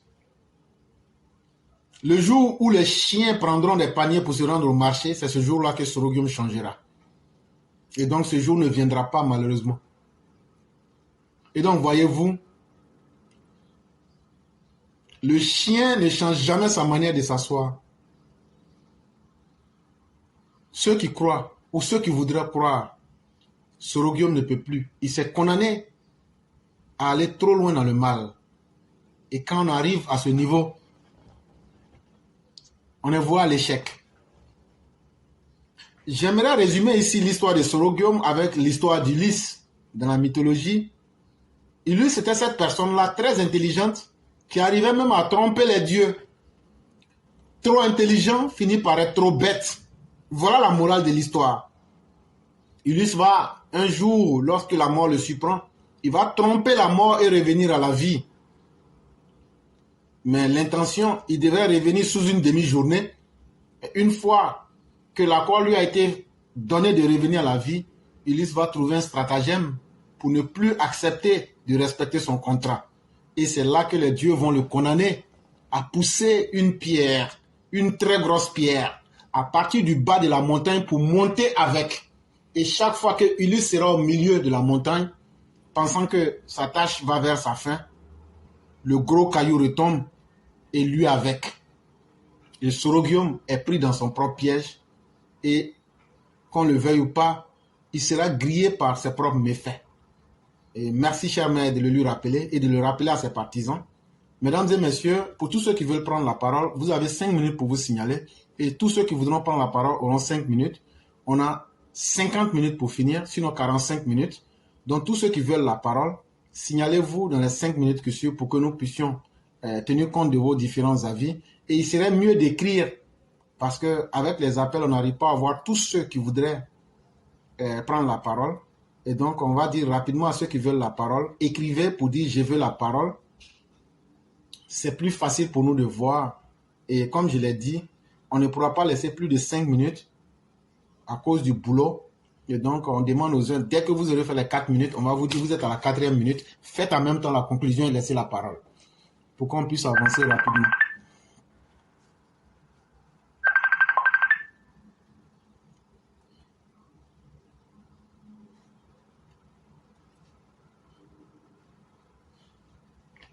Allô? Oui, bonjour cher frère. Oui, bonjour. Donc, comment tu vas? Oui, je vais très bien. Vous-même? Oui, ça va, ça va. Okay. Donc, comme on est pris par le temps, on va vous laisser 5 minutes. Ok, parfait, pas de problème. Oui, bonjour à tout le monde, bonjour à tous ceux qui nous écoutent. Je vais juste revenir sur ce que vous avez dit sur la propriété, pour juste essayer d'expliquer encore aux parents. Chers parents, vous savez, la propriété, là, c'est pas compliqué. Si tu marches dans la rue, là, c'est-à-dire que si tu jettes la poubelle n'importe comment, si tu salis n'importe comment, là, toi-même, là, ça va te revenir. Ok, on va vous parler terre à terre. Si toi, tu te mets dans la rue, pour pisser comme ça dans la rue, là, mais dans la rue, là, Tu as pissé, non? Si tes enfants viennent jouer là, mais ils vont venir jouer dans ton pipi, et puis c'est qui va tomber malade? C'est ton propre enfant qui va tomber malade. Et tu vas dépenser l'argent pour l'envoyer à l'hôpital. Si toi, tu es au bord de l'eau, tu ne réfléchis pas, tous les déchets là, tu prends ça, tu jettes ça dans l'eau. Mais tu penses que c'est à qui tu fais du mal? C'est à toi-même. Parce que tu vas jeter la poubelle dans l'eau. Tu vas jeter la poubelle dans les caniveaux là. Mais déjà que tu as jeté dans l'eau là, les poissons qui vivent là, ils vont vivre comment? Mais comment tu as trouvé poisson pour vivre? Ça va être compliqué. Les bateaux qui sont en train de circuler pour nous envoyer marchandises là. Si toi tu jettes poubelle dans l'eau là, mais ça peut gâter le moteur du bateau. Maintenant, si le bateau ne peut pas venir pour te donner une nourriture, tu vas faire comment? C'est compliqué. Si tu jettes poubelle dans les caniveaux, mais si l'eau ne peut pas circuler, et puis il y a inondation dans cette maison, de qui ça va gâter? C'est ta maison à toi, ça va gâter. Donc, chers parents, la propriété là, c'est pour nous, mais notre propre bien. Il faut qu'on apprenne à être propre pour que ça ait c'est pour pas que ça ait des effets négatifs sur nous. C'est pour nous-mêmes qu'il faut le faire. C'est pour nous, mais notre propre bien. Je vais repartir rapidement en Côte d'Ivoire pour sensibiliser nos parents. Chers parents, le président Alassane Dramane Ouattara là, c'est pas compliqué. Hein? On va parler français terre à terre. Il construit les routes, il construit les hôpitaux, il construit les écoles. Mais chers parents, c'est pour notre propre bien. Mais quand on construit les routes, toi Kwame qui est planteur là, s'il y a les routes là, si tu fais ta récolte de cacao, mais s'il y a route pour envoyer tes cacao en ville pour aller vendre là, mais tu gagnes. Mais s'il n'y a pas route pour prendre tes trucs de champ, pour envoyer pour aller vendre en ville là, tu vas vivre comment? Donc le président Alassane Dramane Ouattara, il se bat pour mettre des routes en place. C'est pour nous, mais notre propre bien, pour qu'on ait route pour envoyer nos marchandises, pour qu'il y ait route, pour que nos femmes puissent rentrer dans les ambulances pour les envoyer à l'hôpital, pour qu'on puisse les soigner. Donc c'est pour nous-mêmes. Quand on dit le président Alassane Dramane Ouattara, il se bat pour qu'on ait les hôpitaux là, mais c'est pour notre propre bien. Les opposants qui sont autour, laisse qu'ils pensent à ça. Mais s'il y a les hôpitaux, et que toi, ta femme doit accoucher, mais Dieu merci, ta femme va bien accoucher. Maintenant, toi, ton enfant qui est malade, ou bien toi-même qui travailles dans le champ, toi-même qui travailles quelque part, tu es malade.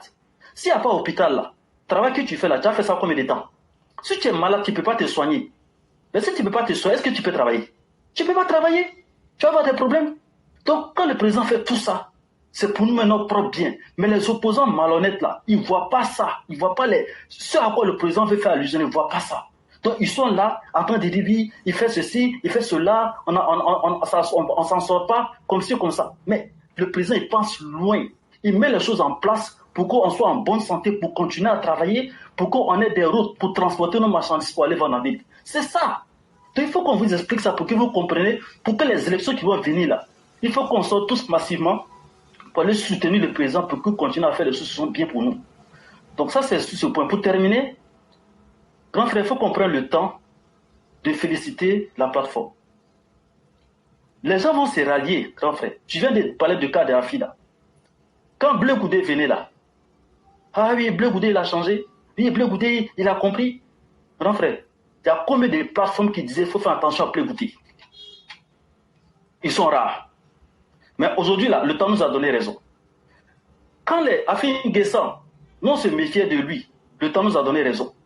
Soro Guillaume se lève, oui, je demande pardon. On a dit, hey, Soro Guillaume, là, il faut faire attention. Le temps nous a donné raison. Donc, ces dirigeants, ces parents, on nous prend souvent pour des extrémistes, mais nous, là, on ne peut pas nous tromper. Et le temps a fini par nous donner raison. Donc, j'aimerais prendre 2 minutes et quelques instants pour dire merci à la plateforme, merci pour votre vigilance. Le temps nous donne raison, il faut qu'on continue le combat comme ça. Il faut que nos autorités nous écoutent quand on parle, parce que le temps nous a tous donné raison. Merci grand frère et bonne journée. Merci infiniment le grand maître, merci de votre efficacité. En fait, derrière la plateforme éclaireur, ce sont des intellectuels et ce sont toutes les couches socio-professionnelles qui réfléchissent. On ne sort pas comme ça pour dire des choses. C'est le résultat de certaines réflexions qui sont là. Et faites-nous confiance, nous n'avons pas pour vocation d'agir au détriment de quiconque. Nous sommes là pour l'intérêt de la Côte d'Ivoire et de ses dirigeants. Et chers frères, continuons ce combat-là. Tôt ou tard, la vérité se fera voir. Et comme vous l'avez dit, elle se fait voir déjà. Continuons ce combat, ça vaut la peine. Vraiment, merci beaucoup. Et on va vous souhaiter une excellente soirée. Merci à vous aussi. Bonjour. Je vous en prie.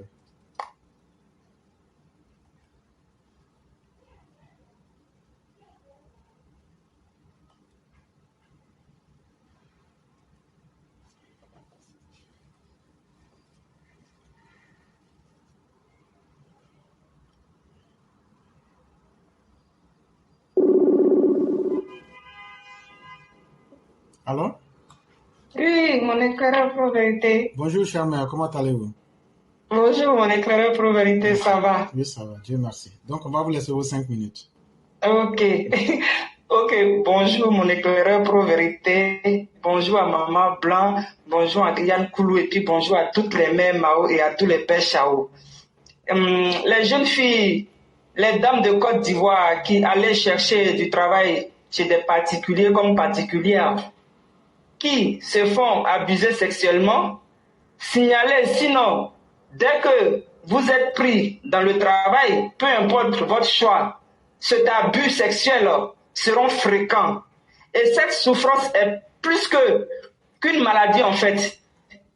Donc vous les patrons qui le faites, vos proches le subiront aussi, peu importe vos grades. Afi Sata Ingesa, la go RHDP refoulée avec Yomo dans les cheveux. Toi, tu n'as pas honte. Oh. Tu n'as pas honte. Mais je te laisse parce que de toute façon, tu es une go. Tiens le hacker, j'ai dit, jusqu'à preuve du contraire là. Hein? Nous là, RHDP, quand on parle, c'est nous on a attaqué. Et quand toi, t'es plaisantin de brouteur comme toi là, quand ceux-là, sur les pages là, il n'y a pas de problème, ils ne sont jamais attaqués. Il n'y a pas de virus là-bas. Mais toi, le virus, le vrai virus là, c'est Tidiane Tiam Siamois là, les frères Siamois là, c'est eux, nos virus là, c'est eux qui nous attaquent. Il n'y a pas quelqu'un d'autre. Je vous dis en même temps, maintenant je laisse ça. Mes mamans qui vendent au marché là, ou bien qui vendent au bord de la route, ben s'il y a pas d'hygiène là, c'est normal hein, parce que vous vendez sur les caniveaux et vous tombez malade. Dans vos boulots que vous faites là, travail de aidez-moi un peu, comment on appelle leur boulot là, ceux qui travaillent sans déclarer là. Travail au noir? Non, mais il y a un nom, il y a un gros français. Le travail ils ne déclarent pas et puis voilà, ils se font des sous, ils sont riches et dès qu'ils tombent malades, soi-disant le président n'a pas fait assez d'hôpitaux, que le président doit les soigner gratuitement alors que c'est des gens ils n'ont jamais déclaré et ils n'ont jamais cotisé. Parce que quand le jour que vous allez déclarer et que vous allez cotiser, le Prado va vous prendre en charge 100%. C'est comme ça. Parce que vos plaisantins d'opposition de merde là, qui vous font croire que non, eux ils sont là pour vous, alors que jusqu'à preuve du contraire, leur rente viagère là, on n'a jamais vu qu'ils ont fait des maisons sociaux pour les femmes en détresse, pour les femmes abandonnées avec enfants. Ils n'ont jamais fait ça. Et c'est les plaisantins, c'est ceux-là qui viennent vous mentir et vous allez rentrer dans les jeux. Simon là-haut, Blé Goudé là-haut, tout cela, ils sont de mèche avec Gbagbo Laurent. La population de Côte d'Ivoire, on vous dit ça toujours, ils sont de mèche. Donc faites attention. Ne regardez pas ces plaisantins-là parce qu'ils sont en train de jouer avec votre intelligence. Blé Goudé, il doit aller faire les chiens. D'après lui, il a chant au village. Mais il ne recrute pas les jeunes. Il va manipuler encore pour tuer. Soit-disant parce que Gbagbo n'a pas dit merci à ceux qu'il a envoyés pour marcher. Mais vous-même, les Ivoiriens, même quand vous réfléchissez, est-ce que vous comprenez, est-ce que vous entendez?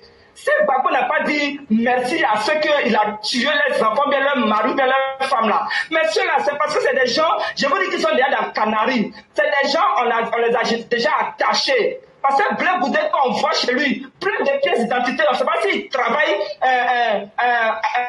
au plateau là-bas, dans l'endroit où on fait les passeports là. Onessi. On ne sait pas.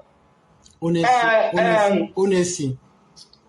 Oui, mais c'est au plateau où on fait les passeports là en fait. Mais on ne sait pas s'il travaille là-bas. À la sûreté. On ne sait pas s'il travaille. Comment? À la sûreté.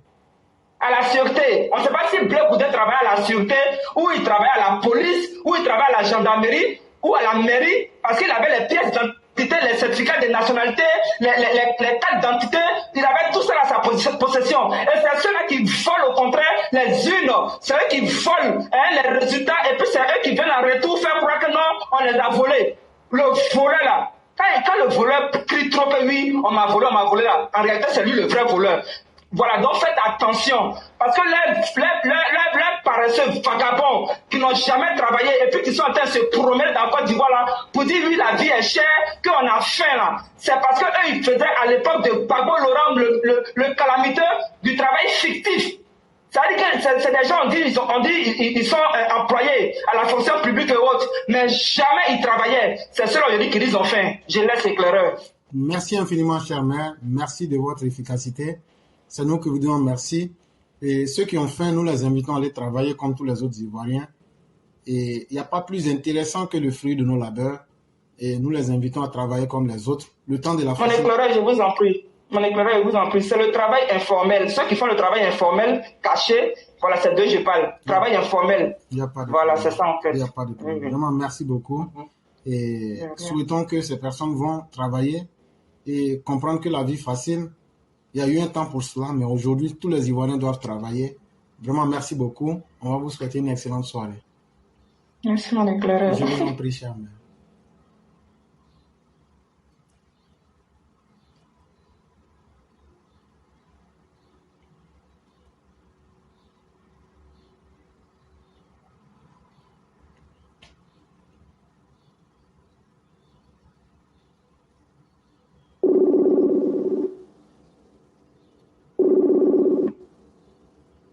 Alors? Oui, bonjour, cher maire. Comment allez-vous? Oui, je vais très bien, vous savez. Vous aussi, j'espère. Hein? Oui, grâce à Dieu, tout va bien. Oui, je dis merci à tout le monde aujourd'hui encore. Et Clara, j'ai juste envie de dire, pour aller vite, à quoi ça donne réellement Ali Dirasouba avec NCI à travers son émission appelée NCI 360. À quoi ça donne-t-il réellement? Lorsque Landry Couillot s'inquiète que, au risque de vous exaspérer, éclaireur, je suis obligé de parler de NCI, sachant même que voilà, vous ne les portez pas dans le cœur comme beaucoup d'autres, je vais le dire quand même.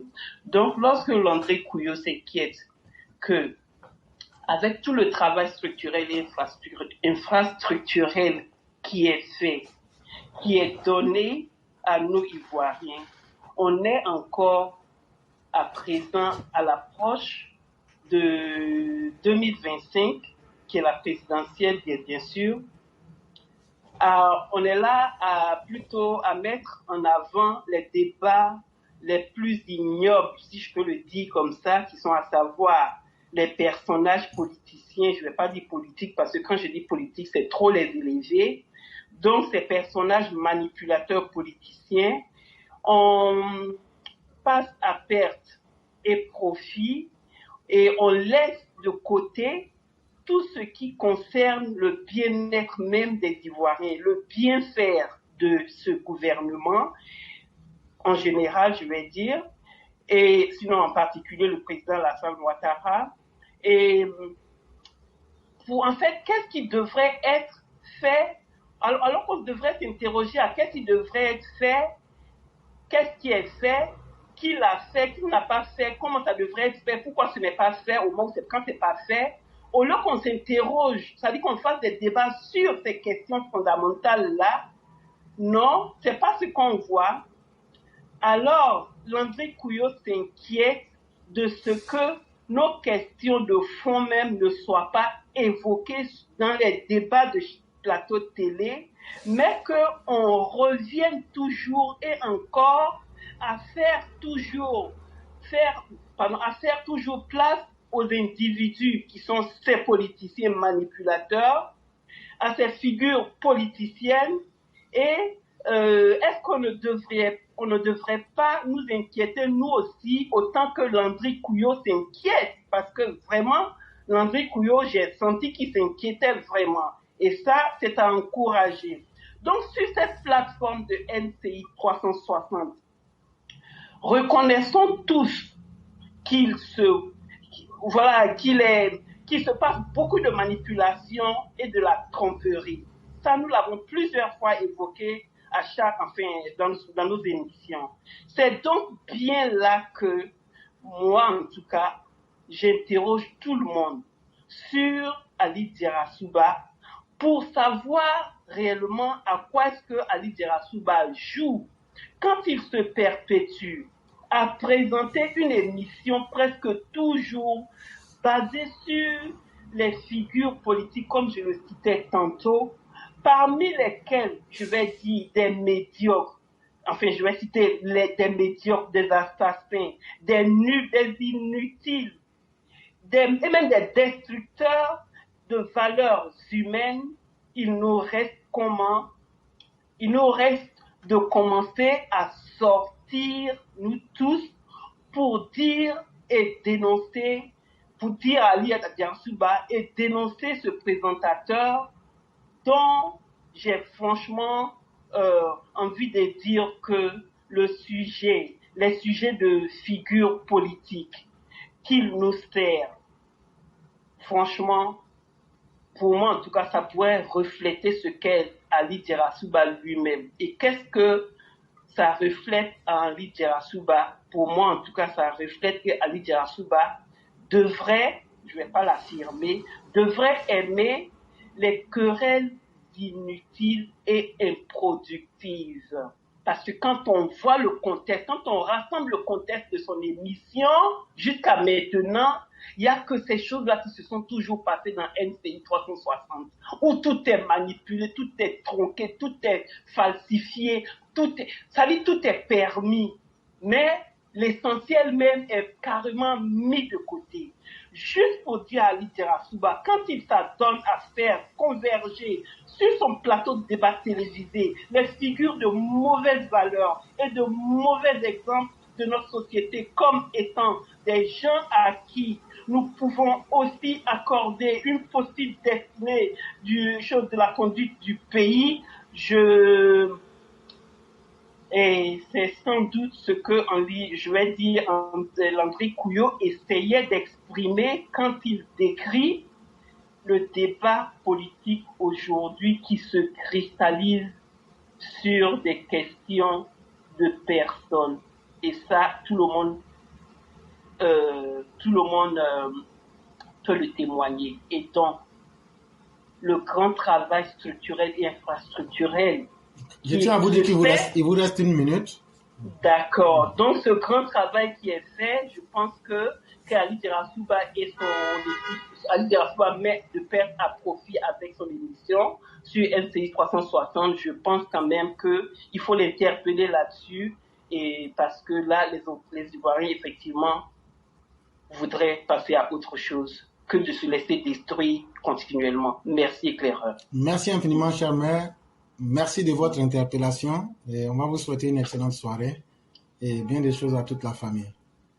C'est gentil, merci beaucoup, éclaireur. Je vous en prie, merci beaucoup.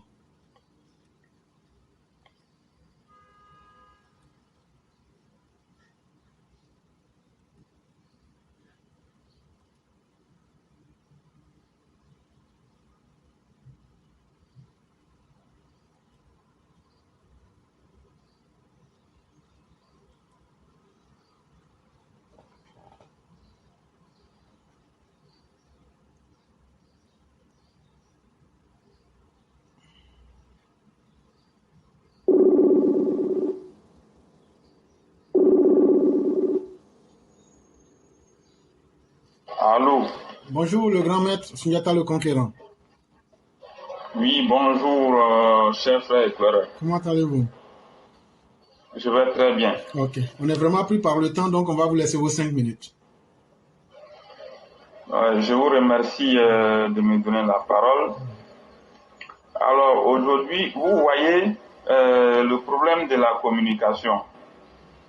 Quand on dit à notre gouvernement qu'il faut vraiment faire beaucoup attention sur cette affaire de communication, qu'est-ce que le cher Assalé Antoine Tchemoko vient d'écrire? Il vient d'écrire comme ça que les taxes ont augmenté sur l'électricité. Et je suis en ce moment même sur sa page en train de faire le débat. Il m'a traité d'idiot. Je lui ai dit, ok, quand cela ne tient, il n'y a pas de problème, mais on va mener le débat. La TVA qui est de 18% est restée inchangée. La TVA n'a pas du tout changé. Les autres taxes, les primes fixes, la redevance RTI, ça n'a pas changé. Pourquoi ça n'a pas changé?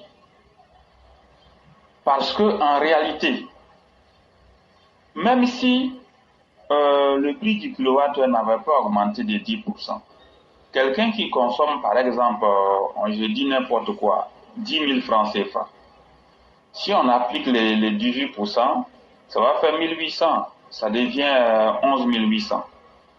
Maintenant, quelqu'un qui consomme 20 000 francs CFA, même sans l'augmentation, si on applique les 18%, ça fait toujours, ça va faire cette fois-ci 2600 de plus, donc ça fait 22 600. Ce qui veut dire quoi?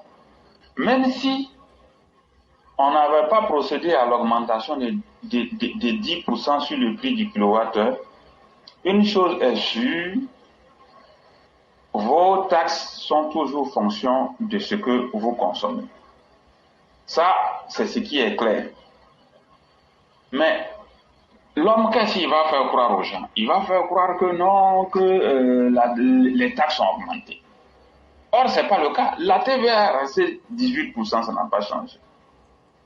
Le reste, les autres, c'est en fonction de ce que vous consommez. Rien n'a changé. La dernière fois, on est sorti pour expliquer ici que le vrai problème là, ça se trouve au niveau de la consommation pendant les fortes chaleurs. Pendant les fortes chaleurs, là, le réseau, il est largement perturbé. Parce que l'électricité, pour ceux qui ne le savent pas, l'électricité en tant que telle à l'échelle industrielle n'est pas stockée. Certains se demandent pourquoi, quand on produit ici, mais on vend à l'extérieur. Ça veut dire quoi? Si vos besoins sont par exemple de 100 mégawatts, c'est un exemple que je prends en consommation, et puis vous produisez 150 mégawatts, les 150 mégawatts là, vous ne pouvez pas les stocker les 50 supplémentaires. C'est injecté dans le réseau. Donc, si ça dépasse les besoins, tant mieux, ça couvre, il n'y a pas de problème. Ça couvre la consommation, il n'y a aucun problème. Mais les 50 de plus là, ça, vous ne pouvez pas stocker. Donc, voici pourquoi, lorsque vous voyez qu'il y a des gens qui ont dans le besoin, qui sont dans le besoin, c'est mieux de vendre en fait. C'est mieux de vendre à ces personnes-là. Mais les gens ne comprennent pas ça. Mais par contre, si vos besoins c'est de 100 mégawatts et puis vous produisez 80, vous allez vous rendre compte qu'il y aura un délestage parce que les 80 ne peuvent pas couvrir les besoins. Mais en période de chaleur, c'est quoi? Les fortes chaleurs entraînent dans les transports d'énergie des pertes. Dans les transports d'électricité, là, sur les lignes haute tension moyenne, ça entraîne des pertes. Donc, lesquelles pertes-là rendent le réseau vulnérable. Ça rend le réseau instable. Ça, c'est de deux, là, c'est pareil pour vos appareils, là. Comme il fait chaud, là, vos appareils vont fournir beaucoup plus de force. C'est pour cela que les gens ont dû remarquer il y a eu une hausse en termes de kilowattheures consommés. C'est ce qu'on a expliqué ici. Il n'y a pas eu d'augmentation des taxes. Mais le sieur Assalé Antoine Tchimoko, allez-y sur sa page, il a écrit que les taxes ont augmenté. Et comme vous savez, les esprits faibles, et puis c'est pas tout le monde est en train d'applaudir. Mais ce n'est pas du tout le cas. Vous vous souvenez, éclaireur, on avait dit ici de ne pas procéder à l'augmentation du prix du kilowattheure. C'était à cause de tout ça. C'était en fait pour éviter l'interprétation disproportionnée de cette petite hausse-là qu'on avait dit de ne pas le faire. Ils sont combien ceux qui comprennent dans le pays? Ils sont combien ceux qui maîtrisent, comme on appelle le processus de production, de transport, de distribution et de facturation sur l'électricité? Il y en a combien? Vous voyez, il y a un sérieux problème. Donc c'était pour éviter ça. L'année dernière où on avait dit ici, c'était mieux de voir ceux qui font la fraude là. Si on pouvait les traquer au maximum, ça allait faire l'affaire. Et nous étions sûrs que si on le faisait, ça allait améliorer les choses. La dernière fois, moi j'ai fait un exemple très simple ici. Pour 230 kilowattheures que j'avais consommé en 2023, là, la facture revenait autour de 22 000 francs et quelques. Quand on fait l'incidence des 10%, là, pour les mêmes 230 kilowattheures 230 kW que vous consommez en 2024, ça va vous ramener à une histoire de 2000 francs de plus. Vous voyez? Mais je vous assure, les gens ne comprennent pas comme ça. Les gens ne comprennent pas comme ça. Les fortes chaleurs qui ont entraîné la perturbation du réseau. D'ailleurs, vous allez vous rendre compte, en Yamoussoukro, pour aller vers d'autres villes, il y a des travaux de renforcement du réseau qui sont en train d'être faits. Donc, quand on laisse les choses faire comme ça, sans expliquer, moi je pense que vraiment, c'est un problème parfois. Parce que la hausse, en réalité, si vous faites l'incidence en termes de prix, c'est pas quelque chose qui est aussi élevé que ça. Mais, comme il y a eu des perturbations sur le réseau électrique et que les appareils ont trop consommé, c'est ce qui est à l'origine de ces problèmes. Voici pourquoi c'est un problème qu'il faut revoir de très près. Mais pour ne pas être long, je vais m'arrêter là. Si vous avez quelque chose à dire, je vous écoute. Vraiment, merci beaucoup le concurrent. Merci encore pour cette intervention. Et effectivement, l'année dernière, vous et moi sommes sortis ici pour donner notre voix et on avait dit que les augmentations n'étaient pas la solution. Il fallait revoir si du côté de l'État, les grands consommateurs soit réduisaient leurs dépenses ou bien on faisait payer des sommes forfaitaires. Mais en plus, dans les quartiers précaires où l'électricité est volée, il fallait essayer de porter cette lutte-là et que les origines se retrouvaient même à la CIE où des agents même favorisaient cette mauvaise pratique. Malheureusement, le gouvernement et ses partenaires ont décidé d'augmenter. Voilà aujourd'hui les conséquences. Mais en plus de cela, ils n'ont pas pris le temps de sortir pour expliquer. C'est encore venu aggraver l'affaire. Et même les gens projetaient même de faire des marches éclatées.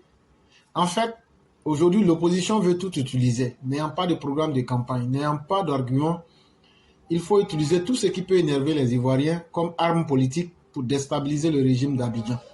Mais si vous-même vous prêtez le flanc, nous on ne peut pas vous aimer plus que vous-même. Ça aussi à la fin de la journée, on ne peut pas aimer quelqu'un plus que lui-même.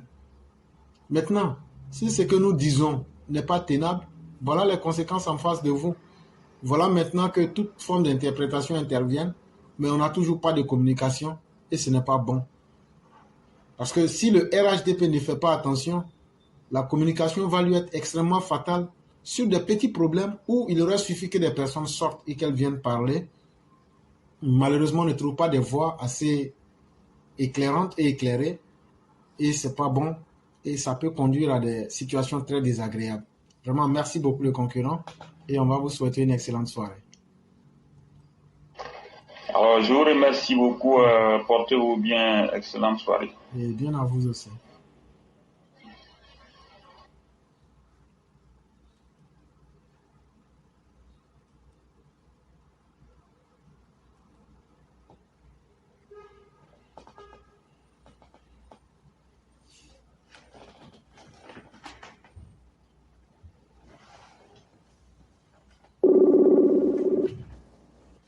Allô? Bonjour, chère mère, comment allez-vous?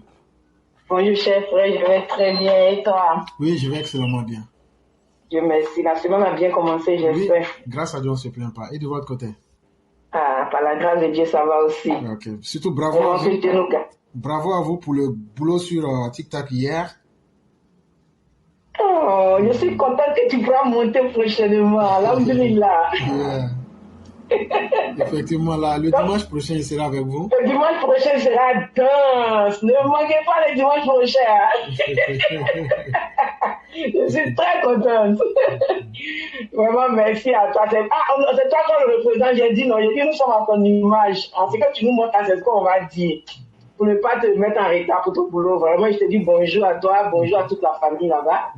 Et bonjour à tous ceux qui nous suivent, bonjour à tous les EPV. Vraiment, que Dieu fasse de cette semaine aussi encore une bonne semaine pour nous tous et que Dieu nous garde dans ses grâces.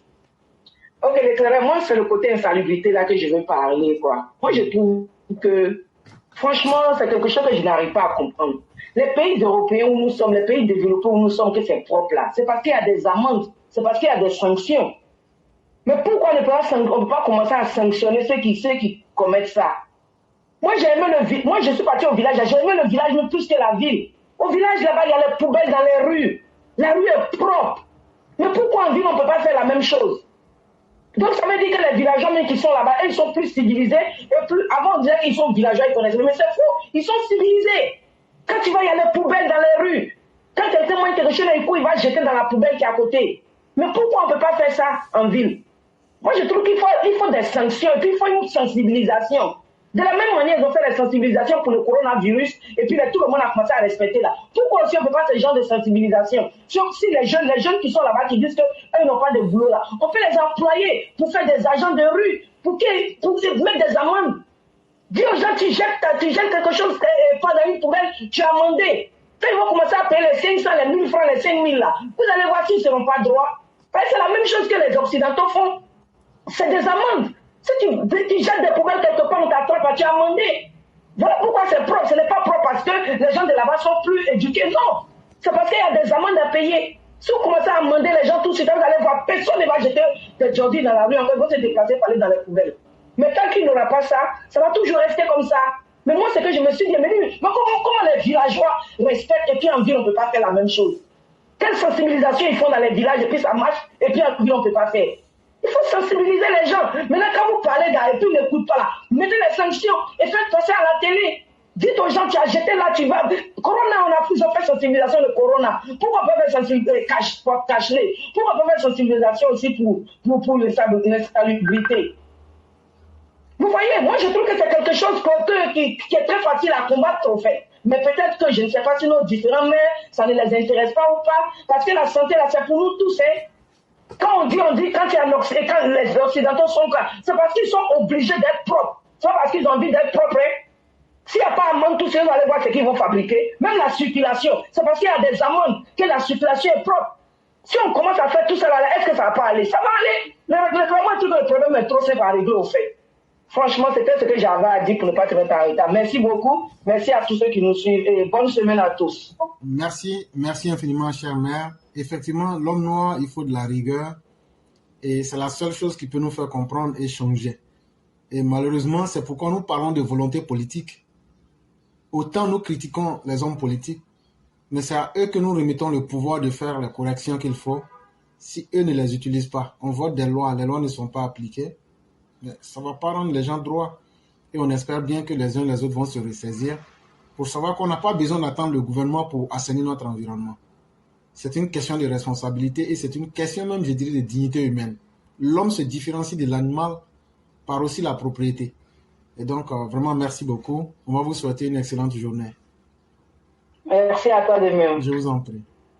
All right. Bye. Okay. Mesdames et messieurs, nous allons là avec la dernière personne qui souhaitait intervenir aujourd'hui. C'est le père Koulibaly. On va lui donner la parole et en même temps aussi, il sera la personne qui fera la conclusion. Nous disons merci à tous ceux qui nous ont suivis, à tous ceux qui ont contribué à ce que l'émission soit un succès. Nous vous disons infiniment merci. Bonsoir, cher père Koulibaly. Ok, bonsoir. Oui, comment allez-vous? Ça va bien, merci. Et toi, ça fait un bail? Oui, effectivement. Comme on est vraiment...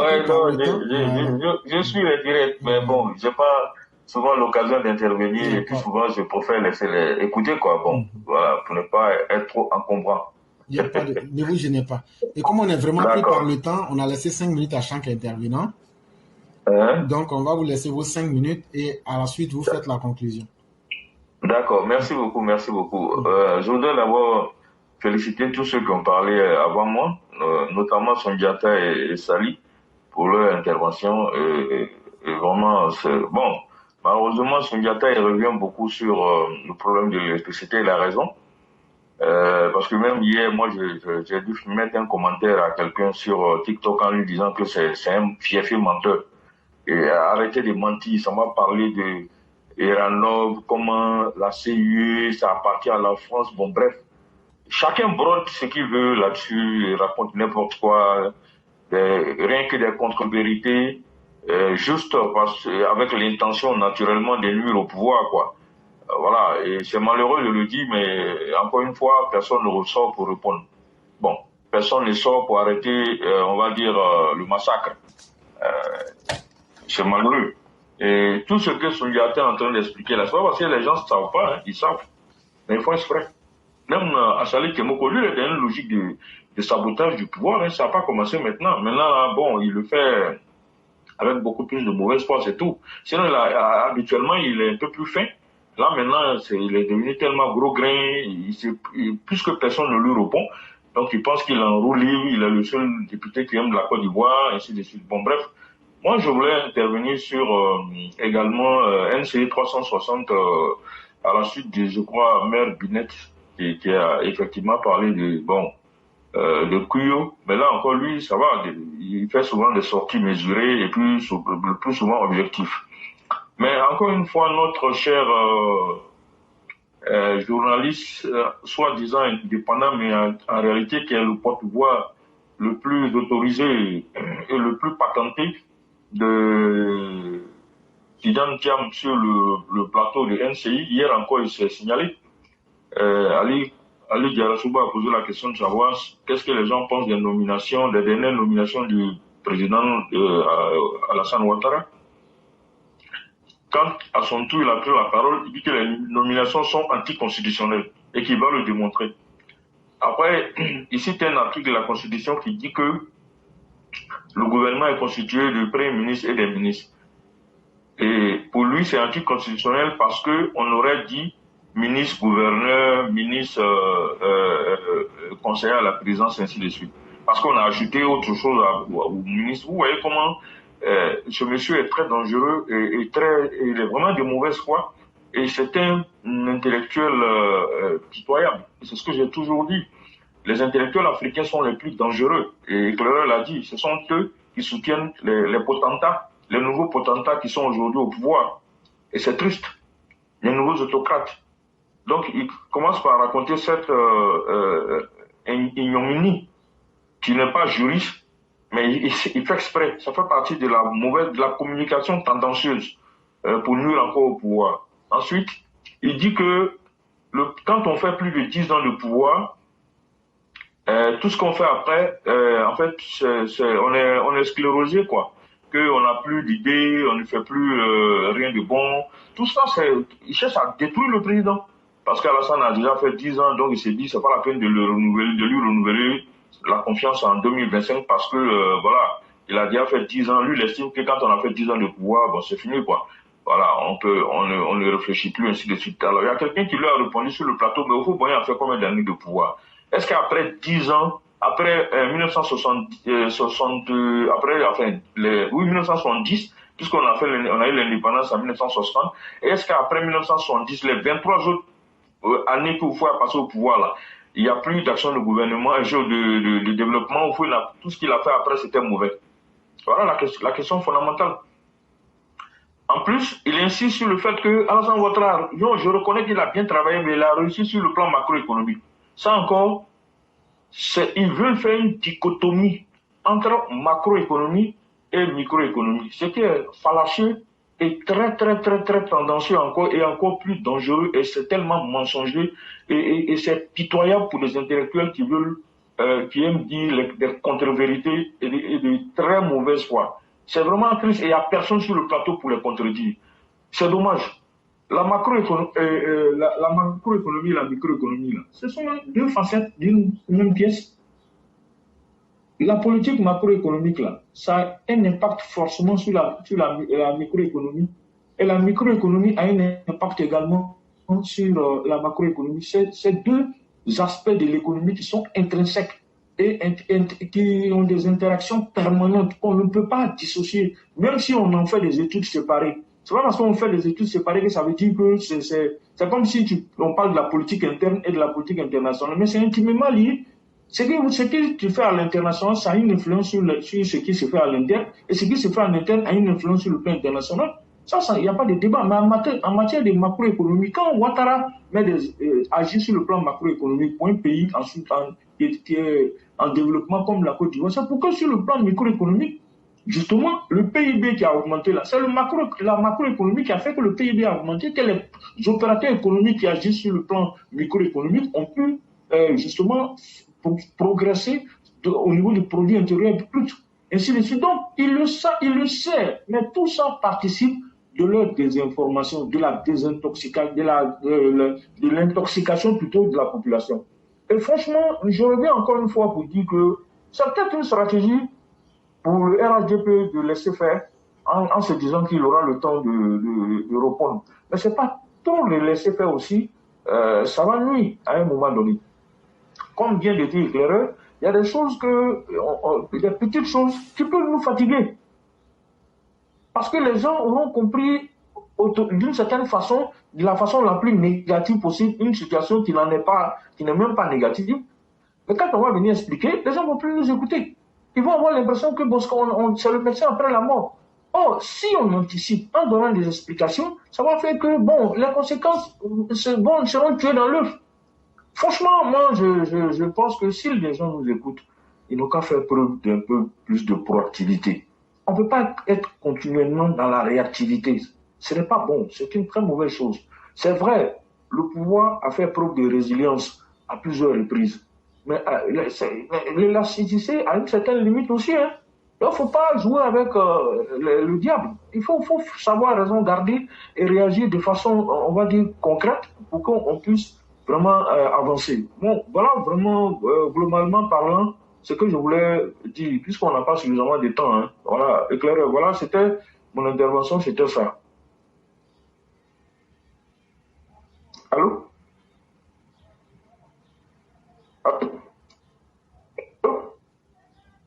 Allô? Ah, bon, je n'entends plus. Je ne sais pas si vous m'entendez. Allô? Allô? Allô, éclaireur? Je ne sais pas si on m'entend, mais moi je ne vous entends plus. Oui, on vous entend. D'accord. Donc je vais dire que je pense que j'ai épuisé mes 5 minutes. Voilà, c'est ce que je voulais dire en tout cas concernant voilà, enfin, ma contribution d'aujourd'hui. Il n'y a pas de problème. Donc on va dire merci à tous et on va vous laisser la conclusion. D'accord. Bon, merci beaucoup à tout le monde encore une fois de vos différentes contributions sur la plateforme. Merci à toi, éclaireur. Merci à tous les intervenants. Merci à tous ceux qui sont connectés pour écouter. Merci à tous ceux qui mettent des commentaires, ceux qui mettent des likes, des cœurs pour pouvoir maintenir le direct. Encore une fois, que tout le monde, que Dieu puisse accorder longue vie, bonne santé à tout le monde, à éclaireur, à tous ceux qui sont sur la plateforme, à tous ceux qui écoutent, à tous les militants, à tous les sympathisants.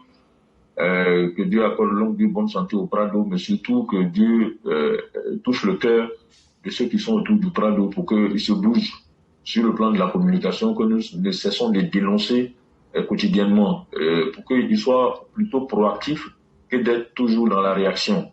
Quelquefois, on va prendre du retard et, comme je l'ai dit, on aura du mal à pouvoir justifier certaines choses qui sont simplement faciles à justifier si on avait été proactif. Voilà. Donc voilà ce que je peux dire.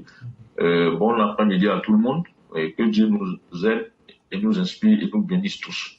Vraiment merci à vous-même. Merci à tous ceux qui nous ont suivis et que la grâce divine demeure en nous.